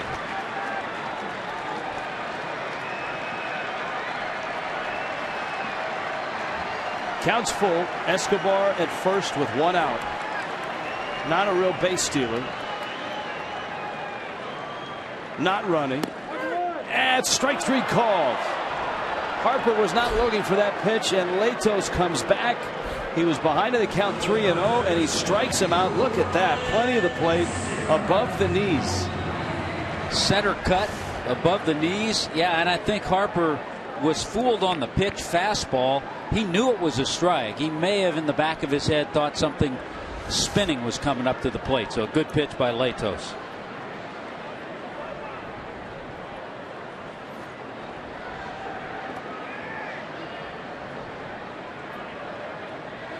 Now Ryan Zimmerman, who has walked and struck out. Fastball for a strike.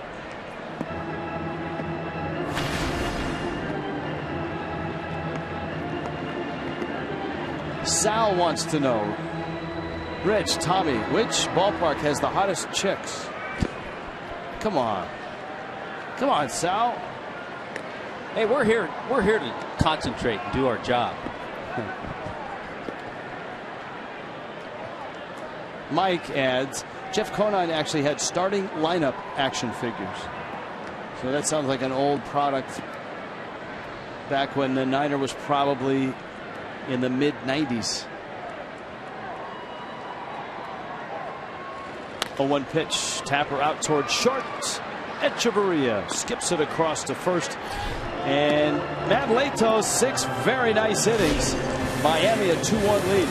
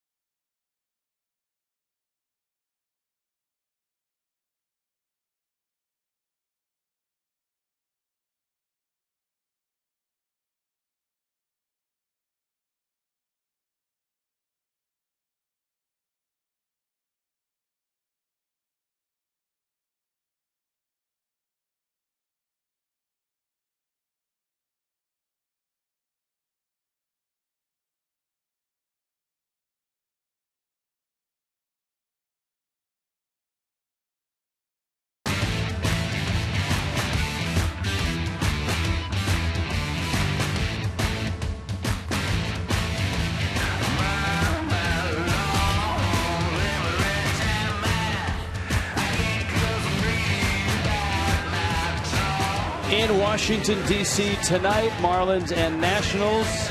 Game 2, 3-game series. Look at the humanity here tonight. Jessica Blaylock, Preston Wilson, Craig Minervini, Tommy Hutton. Rich Waltz with you. Last night, the Nationals came roaring back in the 8th and took down the Marlins 6-4. In this one, Matt Latos has been outstanding. Steven Strasburg went just 3 innings before he was removed from the game. D. Gordon, a bouncer to third. Escobar across the diamond, a quick out in the 7th for Blake Trinan, who just came into the game. Yeah, we saw Blake Trinan last night. The walks got him in trouble. He came in, pitched 2/3 of an inning, but one intentional and the other not, but both walks scored. There was nothing that we saw that was physically wrong with Strasburg in terms of holding his arm or his stomach or his head or anything. He did look at times like he wasn't feeling well on the mound.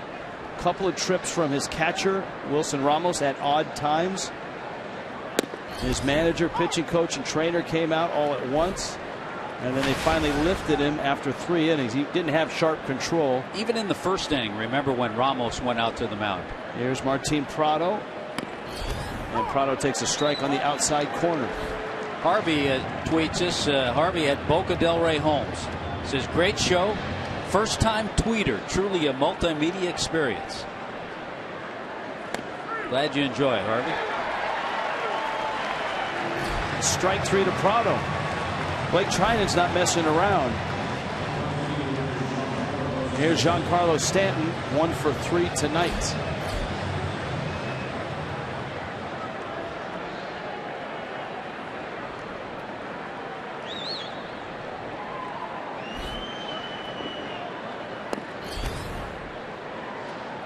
Boy, Stanton just missed a long home run his last at bat. Just foul. 2-0, and Stanton hit it up over the foul pole and left.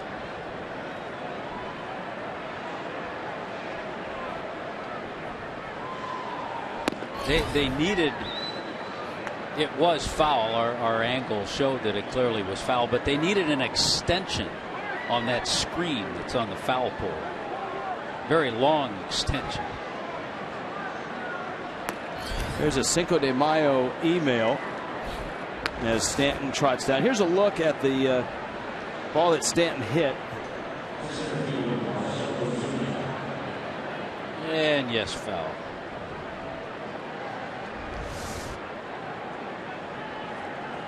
And it involves Alfredo Amezaga, of course. Robert in Davie is headed to a vacation in Cancun in a month. Stanton's running, and the ball pops out of the glove of Ramos. Stanton's got a stolen base. Good jump, sneak attack, and stolen base number 3 for Stanton. That's something that Giancarlo can do. It's a part of his game that he doesn't do all the time, because certainly you want him to stay healthy, but he really picks his spots, and he got an unbelievable jump. That's why Ramos tried to rush it. He wouldn't have thrown him out anyway. Well, Robert says he's headed to Cancun. He found out that Alfredo Amezaga is playing for the Tigres de Quintana Roo, who play their home games in Cancun. They have a home.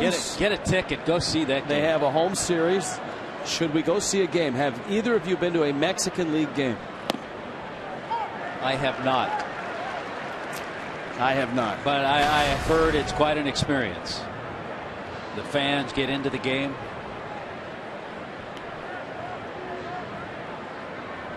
Ozuna takes down low. Marcell Ozuna, 0 for 2, is lined out, struck out, and walked.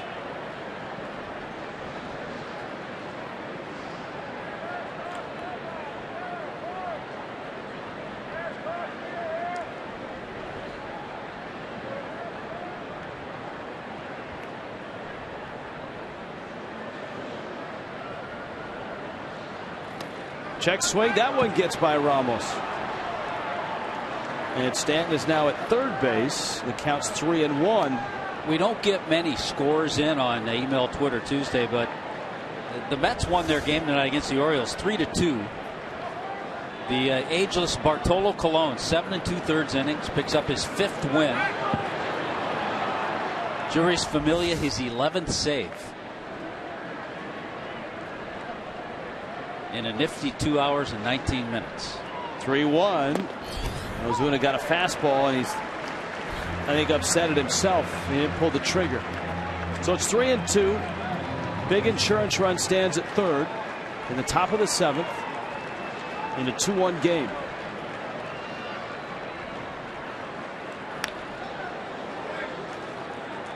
Just missed the breaking ball.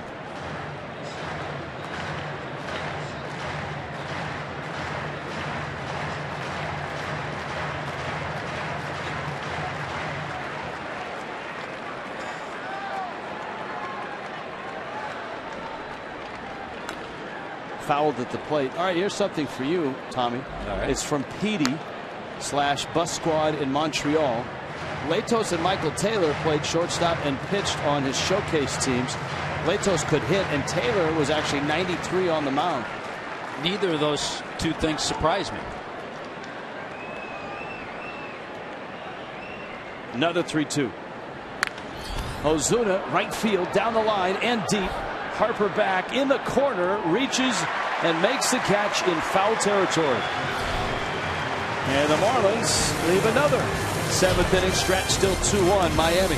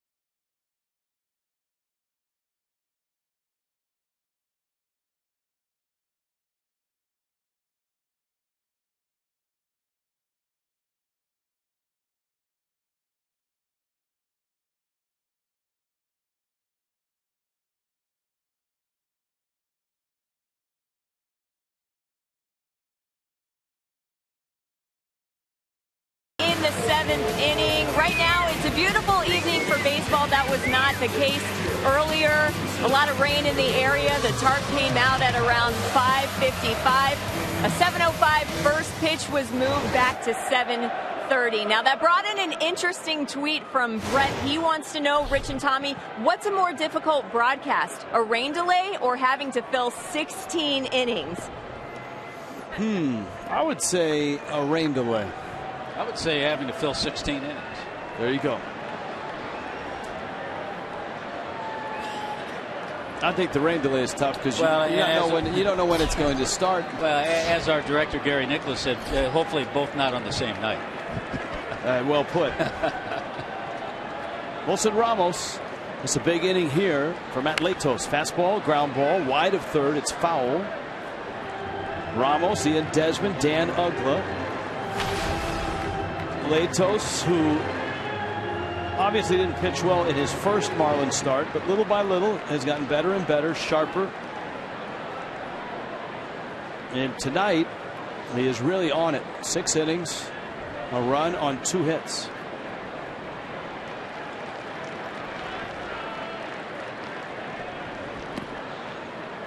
Fastball command and command of his secondary pitches. Yeah, this has been vintage Matt Latos. It's the Matt Latos we've seen over the years with Cincinnati and San Diego.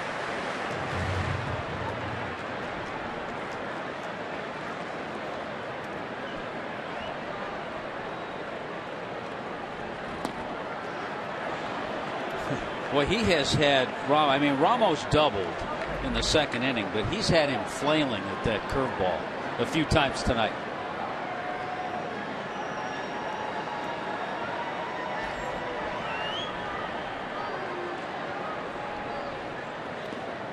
Ball in the dirt. We've got a few tweets on this. It's Mike Redmond's birthday today on Cinco de Mayo, and as a present, fans are wondering if we can find the inside the park home run from Mike Redmond against the Astros. And it sounds like we have found it, and it will be on Marlins Live postgame. That will be as a birthday present to Red. And let's hope that it's also a Cinco de Mayo tradition. We've seen it a few times on the show. Well, Mike Redmond with a long career, 13 career home runs, and one of them the inside park variety.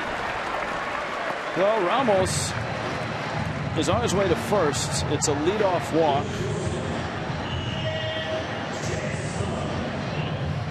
And the last leadoff walk that Matt Latos issued came around to score back in the second. A long time ago, but certainly Miami's bullpen is up. It's active. Desmond now.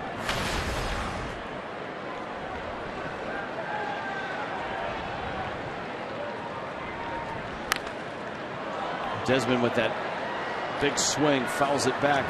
Rich, I have to get this one out of the way. Koke Schmerda. K. Koke 003. Just I've been tweeting you guys since 2010. You never read my tweet. What's up with that? Should I be a Phillies fan? No. We read your tweet. And that from a former Philly. I think I saw one earlier from Koke, and he just wanted some free stuff. He tweeted, he said, "Can I get some free stuff?"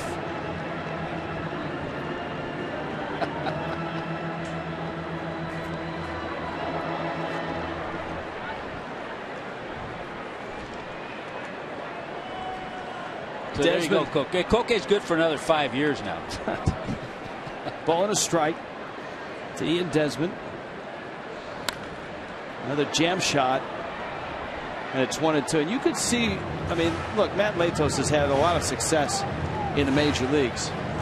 You can see when he's on how that delivery is really hard to pick up. He's got that great downhill plane, the high release point. It's not a release point or an angle that a lot of hitters are used to seeing.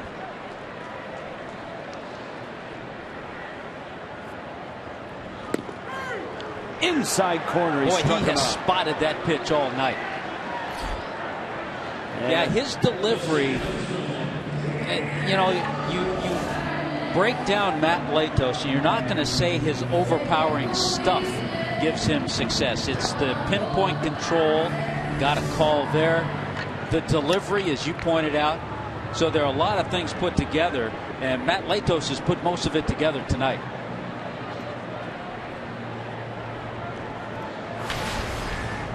Now Uggla.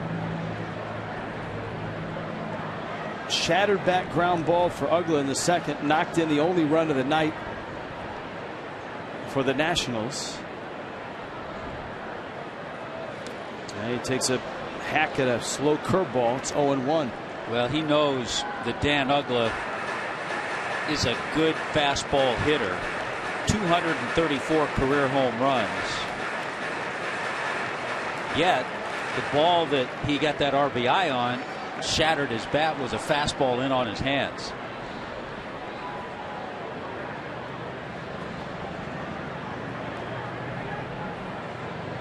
Charlie wants to know, what's the record for the most home runs hit by a starting infield?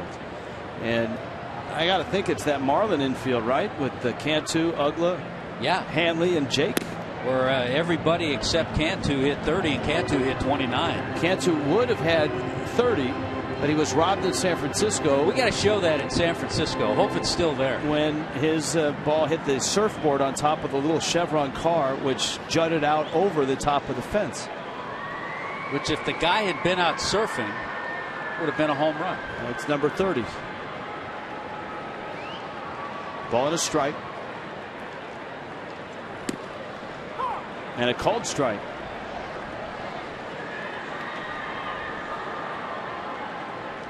And Latos gets another call. See, Uggla's not real pleased. I think Latos has gotten a few calls because he's been around the zone most of the night.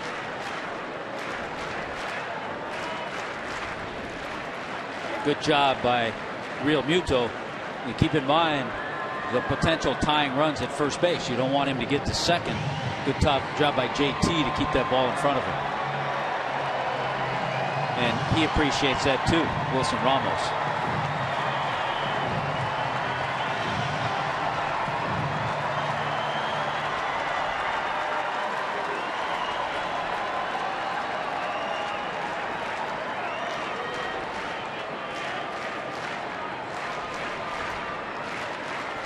Two coming.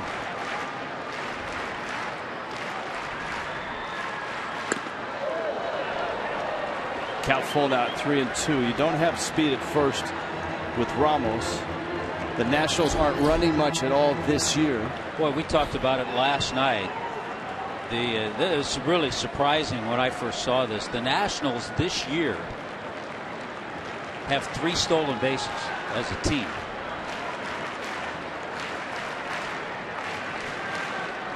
Three-two coming.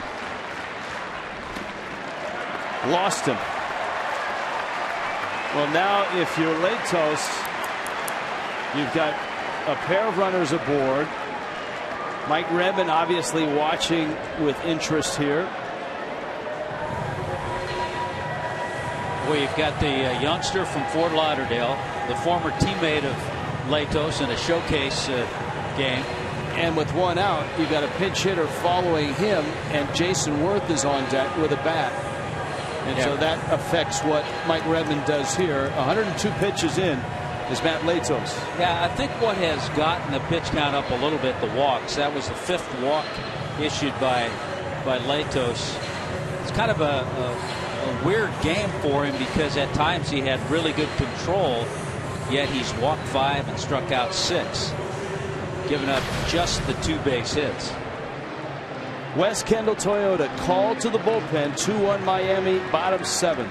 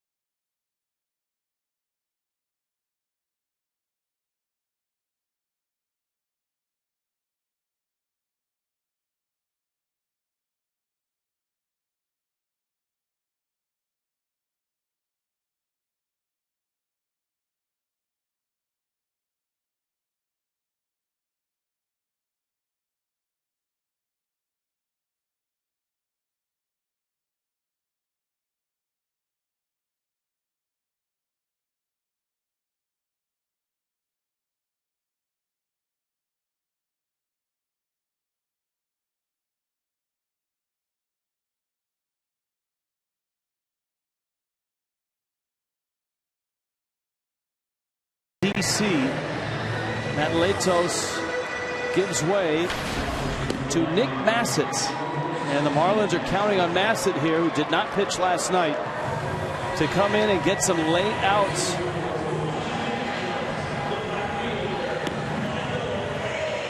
I think this tells a little story too about the still the state of the bullpen. We talked about Brian Morris not being available, and this would normally be a spot where we might see AJ Ramos. So there's a possibility AJ might not be available as well.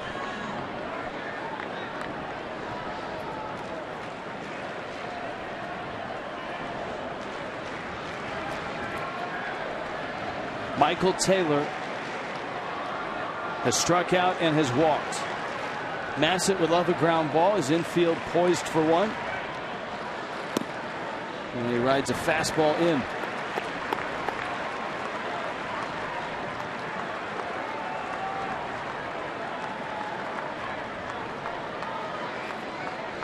Matt Latos on the rail.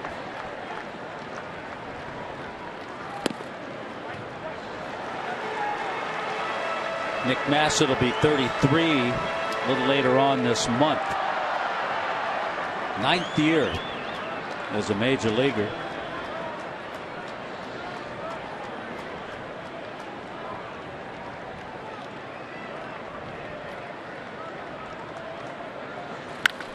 Bouncer, Prado to the bag, cross the diamond, and Bohr couldn't scoop it. That's a tough pick. The ball floated, and the Marlins get just the one out. And for Martin Prado, he had a decision to make. Did he go to second and start it that way, or race to third and start it that way? You know, I think because a little momentum was taking him that way. I think because he was close to third base led him to make that decision. And if his throw is a little better throw, it's a double play. Very easy to say, well, he could have gone the other way, around the horn. But you have to make that quick decision. He made it. He's a veteran. He's had to make that many times before, I'm sure.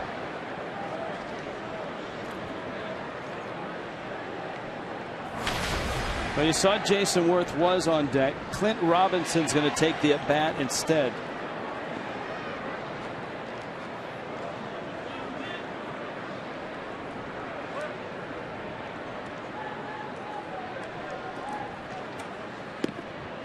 Massett's breaking ball is up. Nick Massett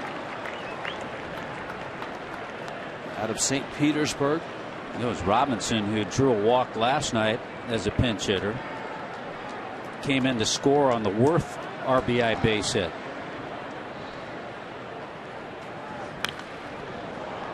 Massett, of course, had that nice run in Cincinnati and then shoulder surgery. Mike Dunn in Miami's bullpen. You've got Denard Span on deck.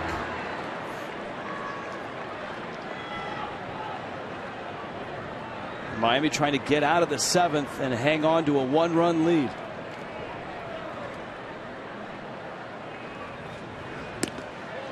And that's in. Marlins facing Max Scherzer tomorrow in an afternoon game, not on Fox Sports Florida. Tom Kohler goes for Miami. Scherzer has an ERA of 1.26. His record is 1-3. Kohler 2-2. An ERA of about 4.5. 2-1. Up the middle. Gordon diving on his knees. Got the out. Defense. And saves a run and keeps the lead.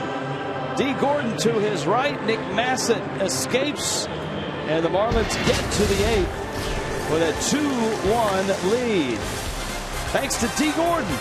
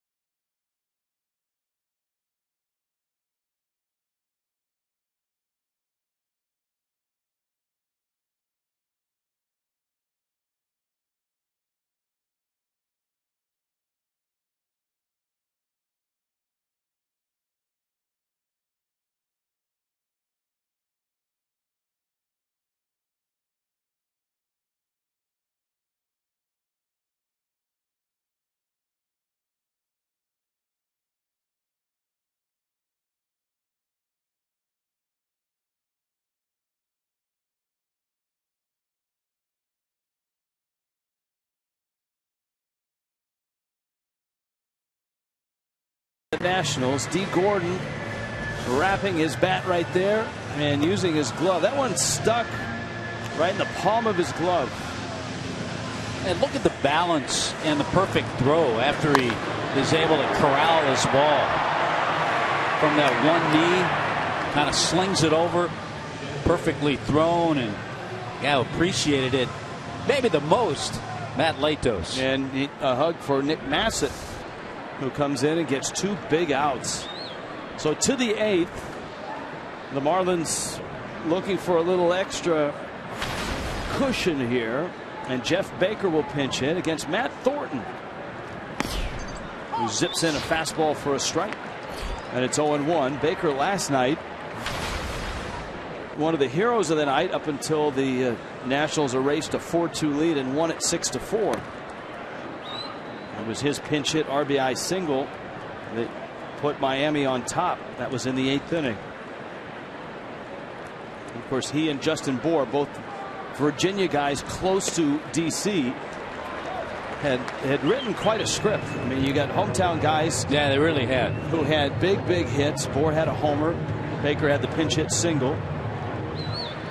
And much of that was forgotten in the aftermath of Washington's comeback. Baker fouls it off of Ramos. Yeah, this was it was vintage Jeff Baker base hit. The way he hit that ball last night to pick up that RBI. Stayed back really well. Saw him do that so many times last year. Last year over 300 as a pinch hitter. Watching D. Gordon slide and then thinking about that play he made at second base, I'm going to start saying that defense should be spelled with 2 E's now. D-E-E fence. How's that? Whatever works. The Marlins defense has been the best in the National League. They have the fewest amount of errors. By the way, Ian wanted to know if Worth was announced as a pinch hitter. No, he wasn't. So he still is available. And explain that to folks who aren't as savvy as Ian. Is Ian. Here's the 2-2. If there's a batter on deck, he can go into the on deck circle while there's a hitter and a confrontation taking place. But once that out is made, if that batter on deck is then announced in the game by the umpire, and then he's pinch hit for, then he's not available. But if he's never announced, he's not officially in the game. Baker strikes out. Matt Thornton can still bring it. And an out here in the 8th. Fish Family is the exclusive loyalty program of the Marlins and Marlin fans. Fish Family members can get bonus points during every Marlins road telecast on Fox Sports Florida. To learn more or log in, go to marlins.com/fishfamily. For all the Fish Family members who are tuned in tonight, bonus code is Twitter Tuesday. 2 words, Twitter Tuesday. Talk about 3 terrific at bats. Talk about 4 and just 1 base hit to show for it. JT Realmuto tripled in the 2nd inning, lined out to right field in the 3rd, hit a ball to left field in the 5th, the line drive, and smoked that ball. No television tomorrow. The starters at 1:05, Tom Kohler, Max Scherzer.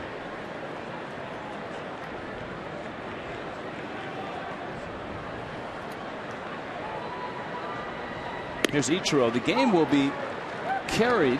The Nationals telecast will actually be carried on MLB Network.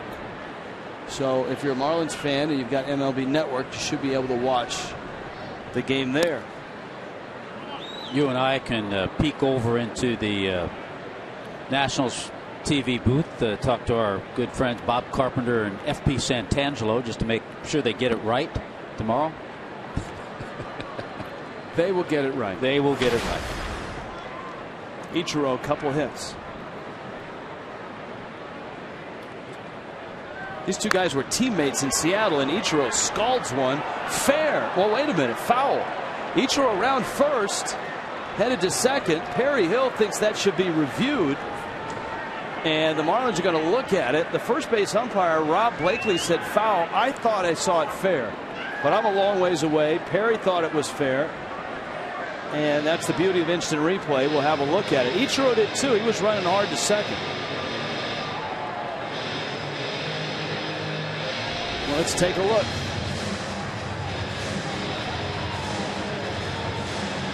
Ooh. It looks like he caught a little chalk. It looks like some chalk came up. That looks like it caught a little chalk. Wow.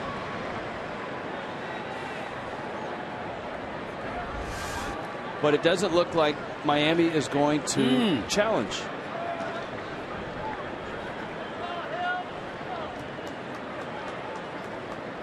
Now the Marlins have more views than we just saw.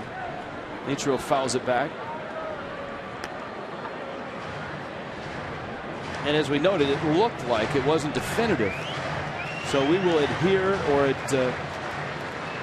try to pick up a few more looks if we can. Ichiro up the middle. And Desmond on to first in time to get him. It's a 1-2-3 inning. Bottom 8 in D.C. is coming up. It's 2-1 Miami.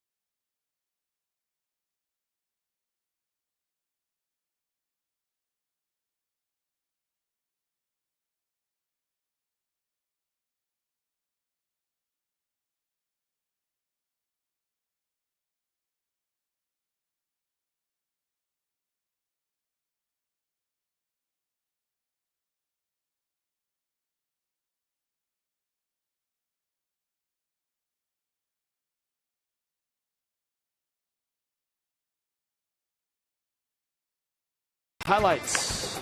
Well, early on, we detected there just wasn't something right with Steven Strasburg. The Marlins were able to capitalize early and pick up a couple of runs off the right-hander. A grimace after that last pitch. He came out through 60-some pitches. Matt Latos was on the top of his game. He was making good pitches the entire time he was in there. The curveball was there, spotted his fastball really well, and then got help. Look at that ball. Speared by D. Gordon. Big play. Good job by Nick Massett. And with all that put together, it's a 2-1 lead here in the bottom of the 8th inning. Now, Miami's bullpen couldn't hold the 2-run lead last night. They get another chance here with a 1-run lead. Mike Dunn takes over. Nick Massett got 2 enormous outs in the 7th. And Dunn with a nasty breaking ball for a strike. Jeff Baker stays in the ball game. Baker's at first.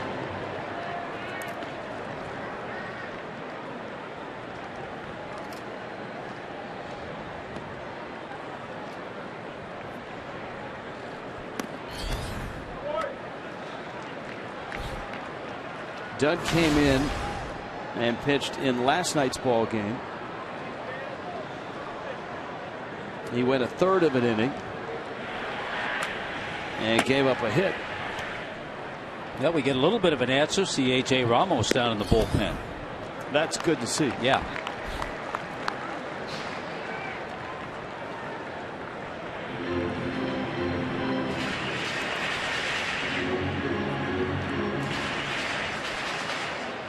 2-1 to Span. You've got Yunel Escobar and then Bryce Harper.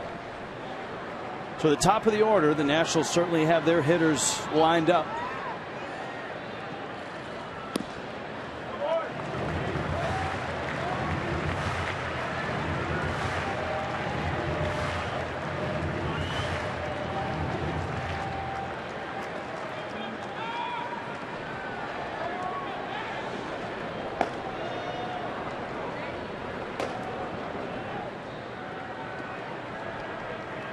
.3-1 coming, and he lost him.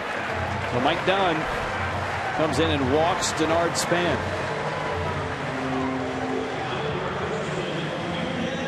And here is Escobar, who's 0 for 2 with a walk. I mean, with Dunn, obviously he's facing Escobar now, but with Harper on deck, you like that matchup, lefty against lefty. And then after that, if you choose, you can make the move to Ramos, right-handed thrower. And of course, Mike Redmond would like to see him throw strikes here. Escobar had the big night last night and was 5 for 5.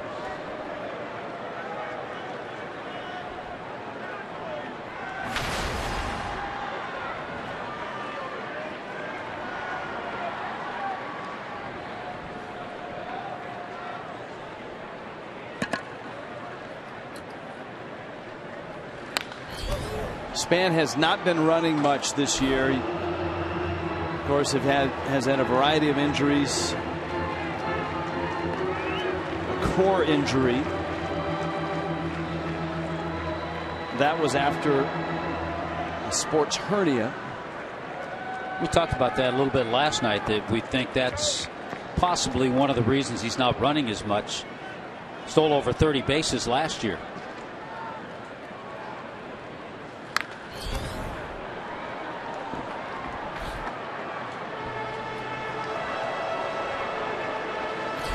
Oh, 2 to Escobar, the 32-year-old Cuban.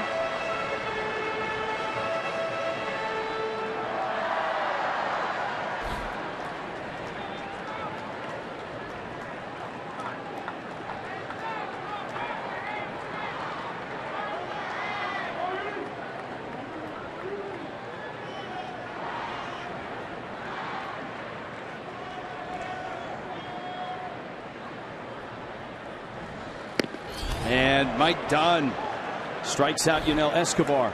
A lot of people forget Escobar, briefly a Marlin just in the offseason for a couple of weeks. He came in that trade with Toronto and then was sent to the Rays for Derek Dietrich. And a good fastball by Mike Dunn puts him away.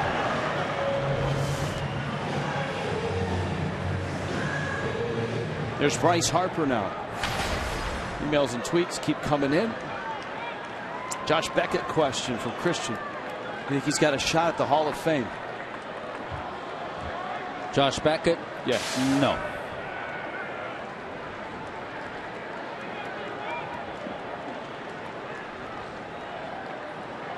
Falls short in longevity?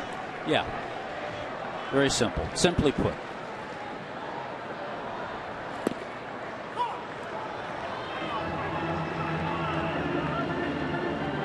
Certainly has had his moments as a Marlin, as a Boston Red Sox player.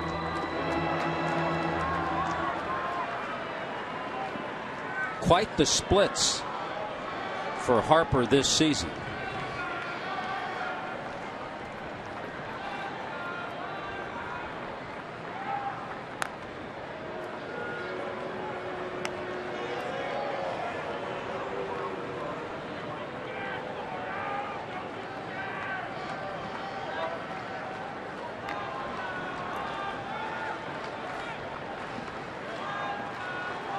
Matt Latos struck Harper out in the 4th and in the 6th.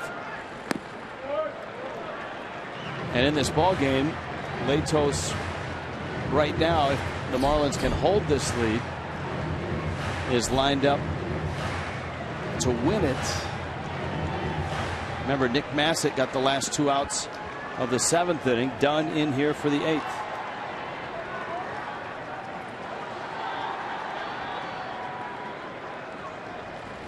Big swing and a miss. 1-2.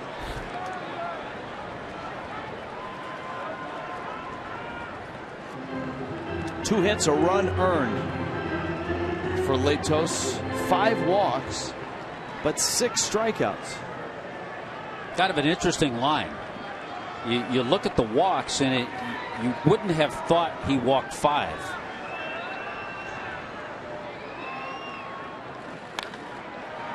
Harper got out in front and pops it up, and D. Gordon has it.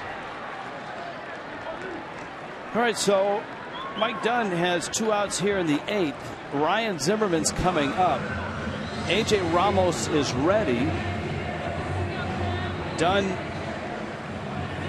who pitched last night, Ramos, who did not, and Mike Redmond's coming out, and A.J. Ramos is coming in.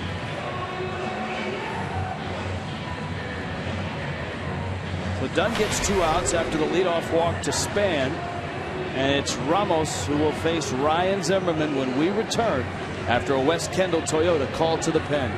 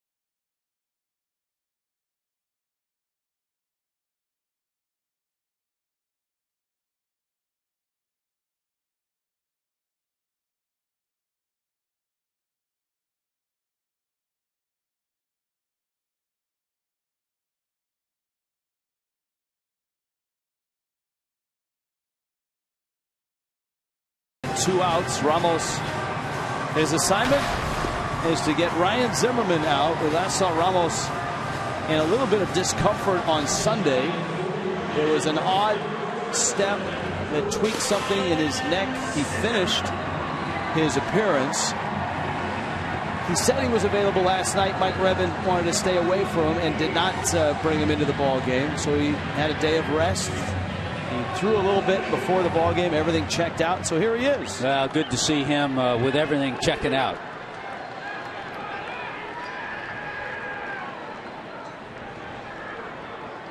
Ryan Zimmerman scored the only run of the night for the Nationals after walking in the second. Span is still at first. Ramos to the plate with ball 1.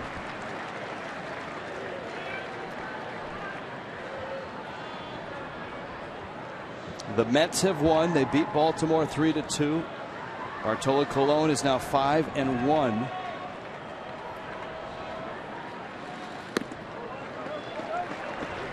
Two and 0 to Zimmerman.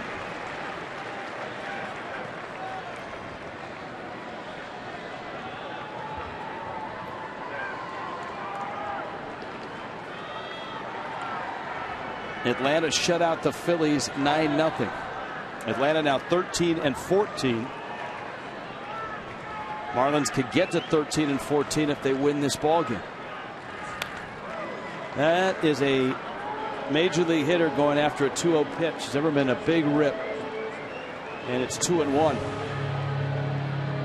Yeah, on that you're just glad he fouled it off for a strike.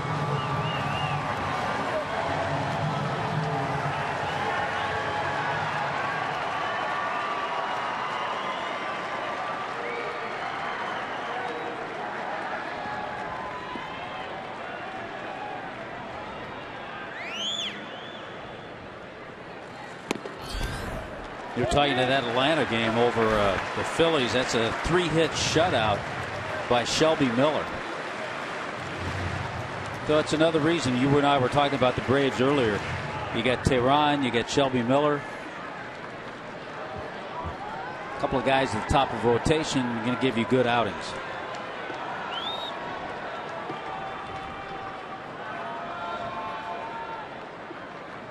Ramos popped him up. Back behind the plate. Real Muto didn't see it. Now he does, and he makes the catch. And A.J. Ramos and Mike Dunn combined to get through the 8th. On to the 9th. It's still 2-1.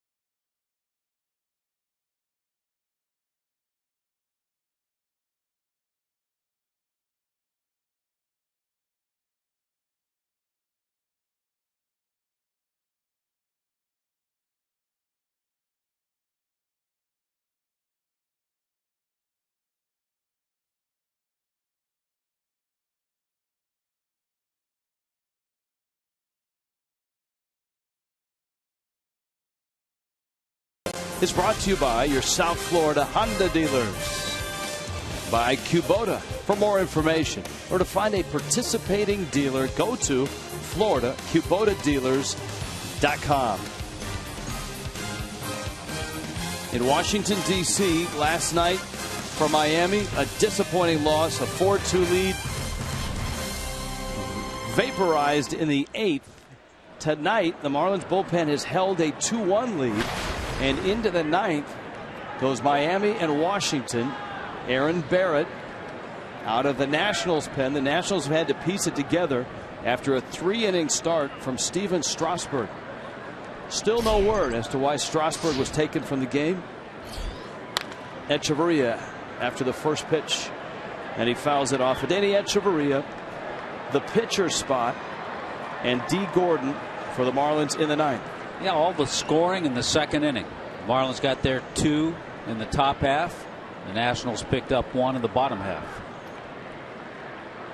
This is the 4th reliever to work for the Nationals. Echeverria got jammed.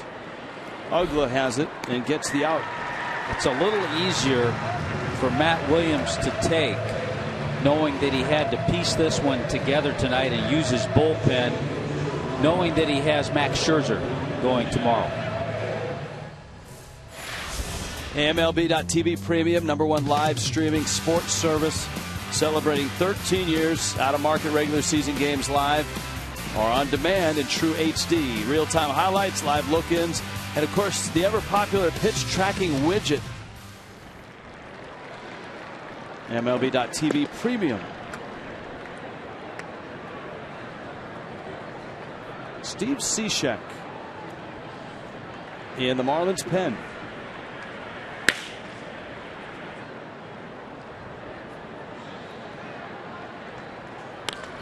Reed Brignac getting the pinch hit, and he lines it foul. Brignac 1 for 10.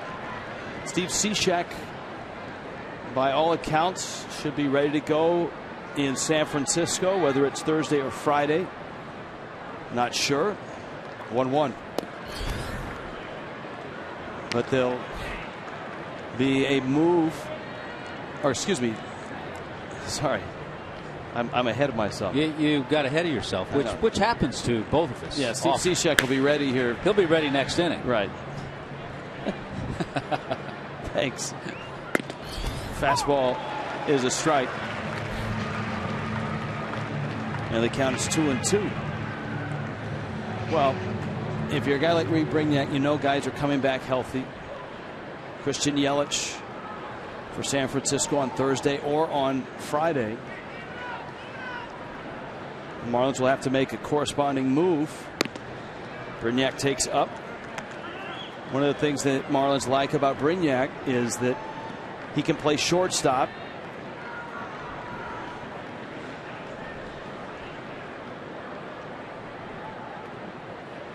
Full count, 1 out. Gordon awaits, and Brignac swings and misses. And there are 2 outs, and that brings Gordon up now. One last chance for D. Gordon to try to extend his hitting streak at 9 games now, and 0 for 4 to this point.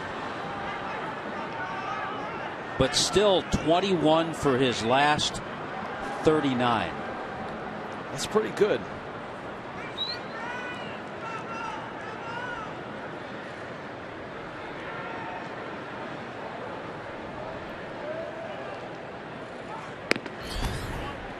Aaron Barrett misses away. Escobar at third base really trying to take away any bunt possibility. He's 3 or 4 steps in on the grass.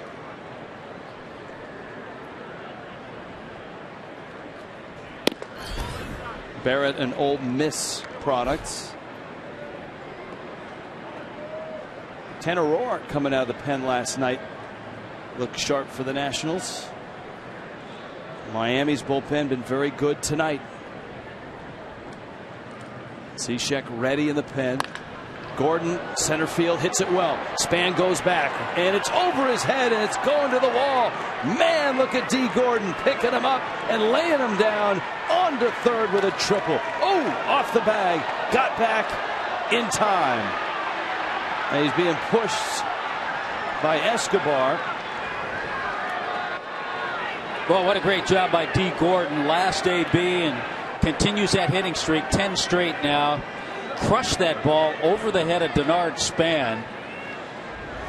This ball really took off.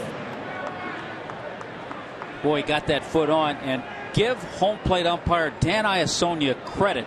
Racing down from behind home plate to get to third and be right on top of that call. Good job on his part.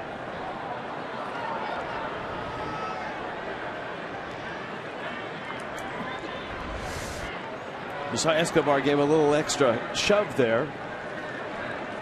No hard feelings. Here's Prado.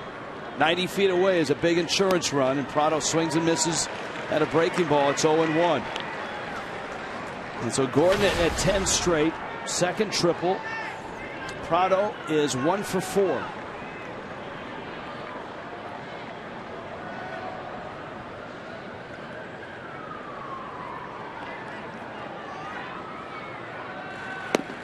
Slider away.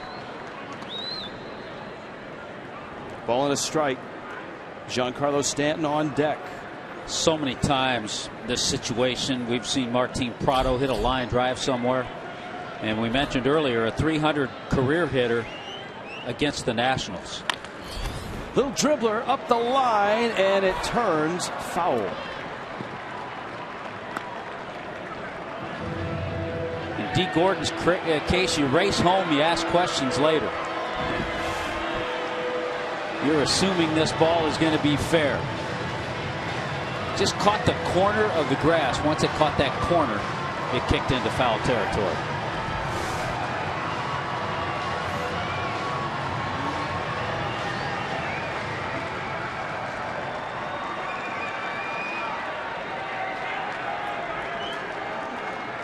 Prado's streak is at 5 games. 1-2. Ooh! And you could hear that, and it didn't sound good. Remember, Prado was hit this weekend on Saturday by Jonathan Papelbon, and he's in some distress right now. Sean Cunningham out to see to him. The last thing Prado's thinking, and that had some mustard, as they used to say on it. That fastball was heavy and hard, and nowhere for Prado to go with this ball just moving in on him. He was hit down in the leg on Saturday. That one up in the looked like the left bicep or tricep area. Yeah, it looked like in that tricep area.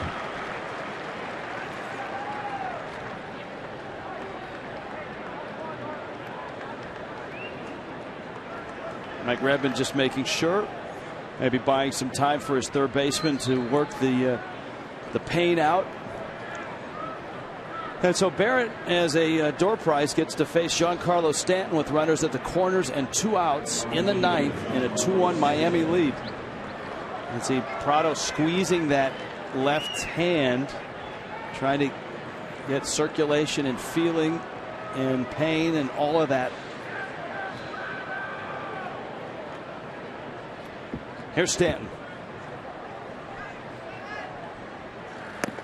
Breaking ball, strike.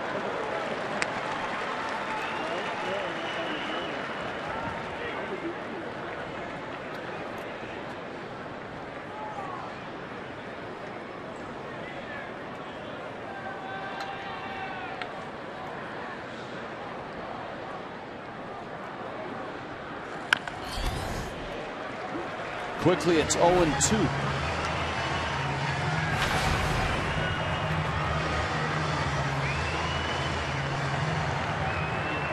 See if Barrett does what we've seen so many pitchers do when they've gotten ahead, go off the plate with that slider.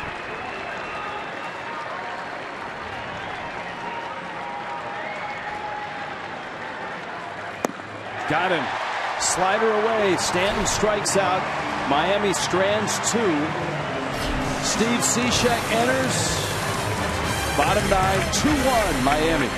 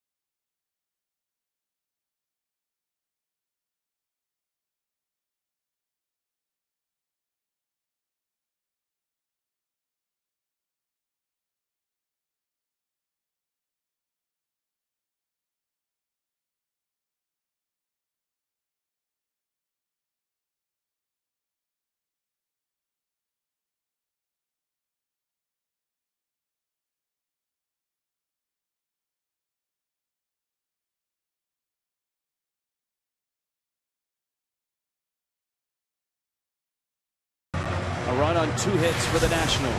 Marlins Live presented by Checkers right after the game. Cinco de Mayo, Mike Redmond's birthday, and he would love a save from Steve Cishek as a present. Last time out for Steve Cishek was the first game of that Phillies series. He pitched the 9th inning. The Marlins scored, if you remember, the bottom half to pick up the win. It's a good inning.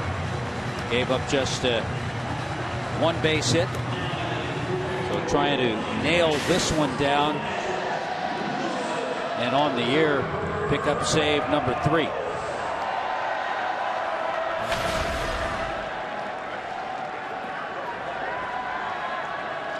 Wilson Ramos, Ian Desmond, Dan Uggla. A Matt Lato start, 6 1/3, 2 hits and a run. Since then, Nick Massett, 2 very big outs. Mike Dunn got 2 outs, and A.J. Ramos finished the 8th. And Cishek whips in a fastball, 92 miles an hour, which is a good sign. And the count is 0-1. Yeah, good sign. Good velocity and good location. That's a good slider, too.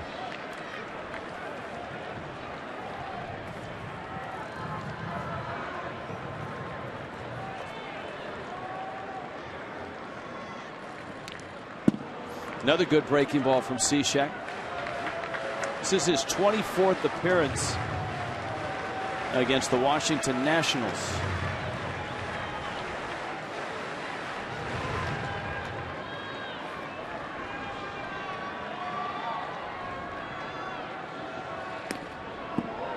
And that fastball, the yanks outside. 2-2. To get this game in this fashion will go a ways to erase some of the sting of last night's loss.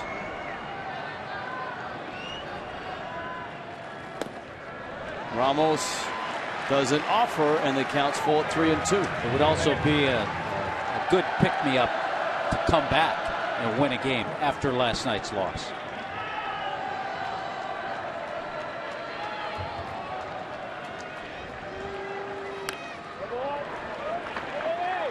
Ramos stays alive at 3-2.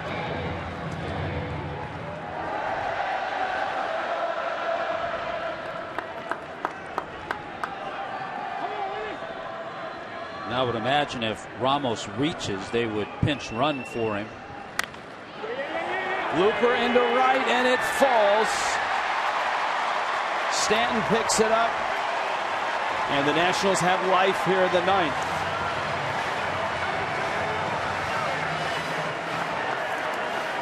Here is Desmond. Danny Espinosa is going to pinch run for Wilson Ramos.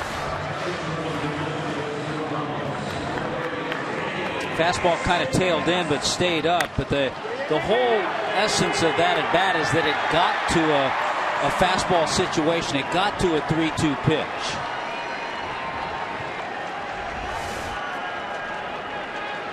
There's Espinosa. And here is Desmond. Bouncer, Gordon, out there, dropped there. Echeverria had it. I don't think he ever had it long enough to get the out, and everybody is safe.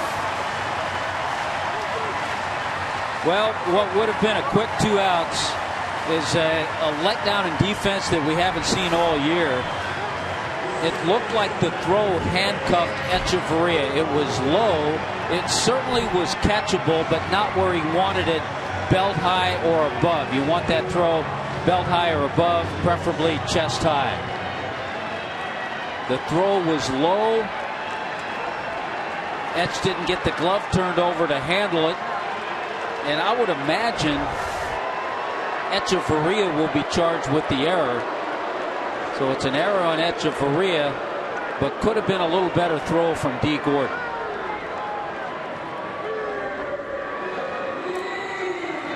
Well, the entire infield is in. Steve Cishek is staring at now Dan Uggla. You got Michael Taylor on deck. And you still have that guy Jason Worth available.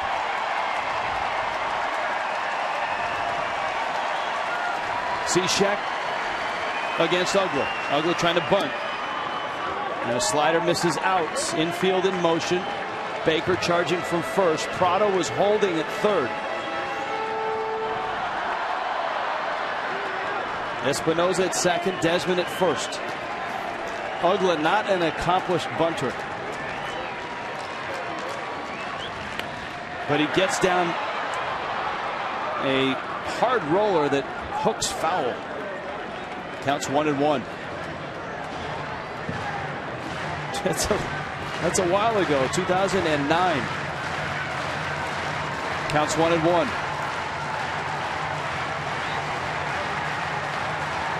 Be interested to see if he gets it down if Taylor hits or if Worth comes in for Taylor. Well, what could happen before that happens? Uggla ready, Cishek ready. And then Cishek trying to get Uggla to show his hand. I'd also think just to make sure Espinosa's aware that he's going to keep an eye on it. Uggla squares, and he bunts back to the mound. Cishek has it, wheels, throws, gets the out at third. And a big play by Steve Cishek with Prado covering. Well, it's a big play for Steve Cishek early on when he first came to the big leagues. He had trouble with this play. He had trouble throwing to first, throwing to third, and he picks that ball. And I think the key there, he didn't have time to think. He just had time to pick it. He knew he had it in plenty of time to get to the out at third and made a good throw to Prado. All right, now for Matt Williams. Uggla is at first. Desmond at second. No Jason Worth yet. And it's Tyler Moore who's on deck.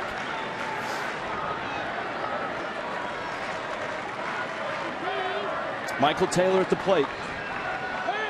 Cishek again wheels towards second. Are you surprised that Worth is not up here or on deck? Yeah, you wonder if he was just used as a decoy before when he came up. Because, yeah, I would have thought either one of these spots we would have seen Jason Worth. Well, Worth doesn't have a helmet on.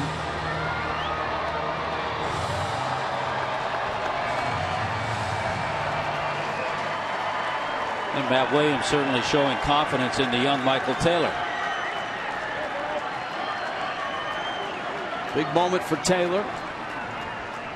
And for Cishek. 0-1.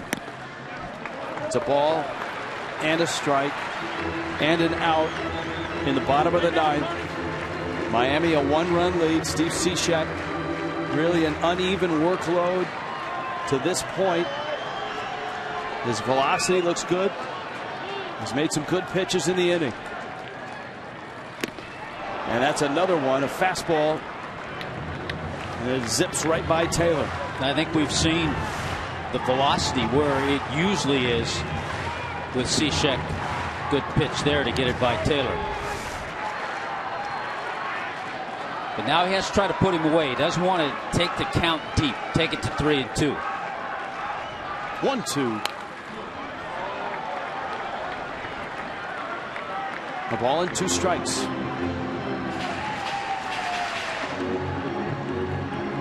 The run of really nice starting pitching has continued for the Marlins tonight. Matt Lato 6 1/3, 1 run. Bullpen trying to finish it. Cishek. Runners first and second, 1 out. And a swing and a miss at the slider. Gets the strikeout and the second out. Boy, that's huge. That's huge.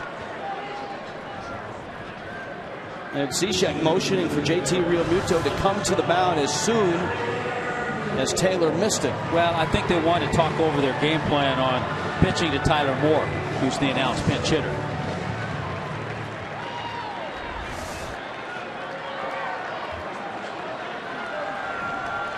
So no Worth. It's Tyler Moore, who certainly has plenty of power. Well, you also have a guy, Moore's pinch hit 10 times. He's 3 for 10 as a pinch hitter. Jason Worth has not pinch hit this year. So you have a guy who's a little more used to this role.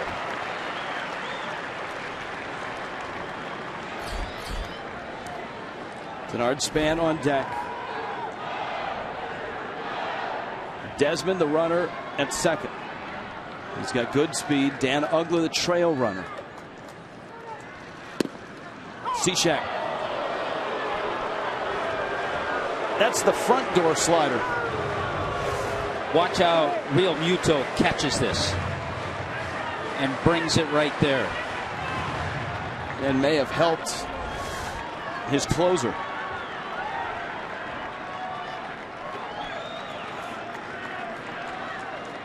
1-1. That's a strike. And it's 1-2.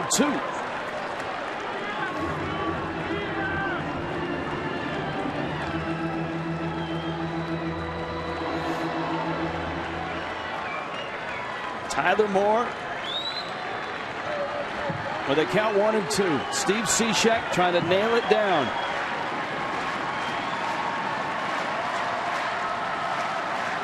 And the 1-2 coming. And to the bat, he just stays alive.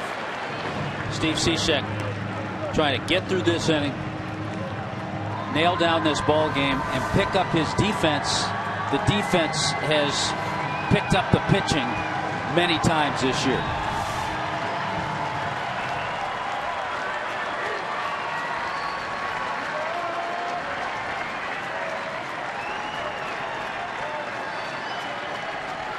One, two again.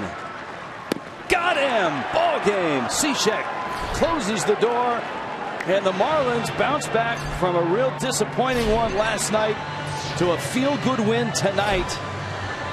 A real nice start from Matt Latos, and solid bullpen from Nick Masset to Mike Dunn to A.J. Ramos to Steve Cishek. And the Marlins make that one-run lead hold up all night long. And Matt Latos, as a Marlin, picks up his first win, and through the best he's thrown all year. Cishek was on the top of his game. The only reason the inning extended was because of that error. So his velocity up, his location was there. Just a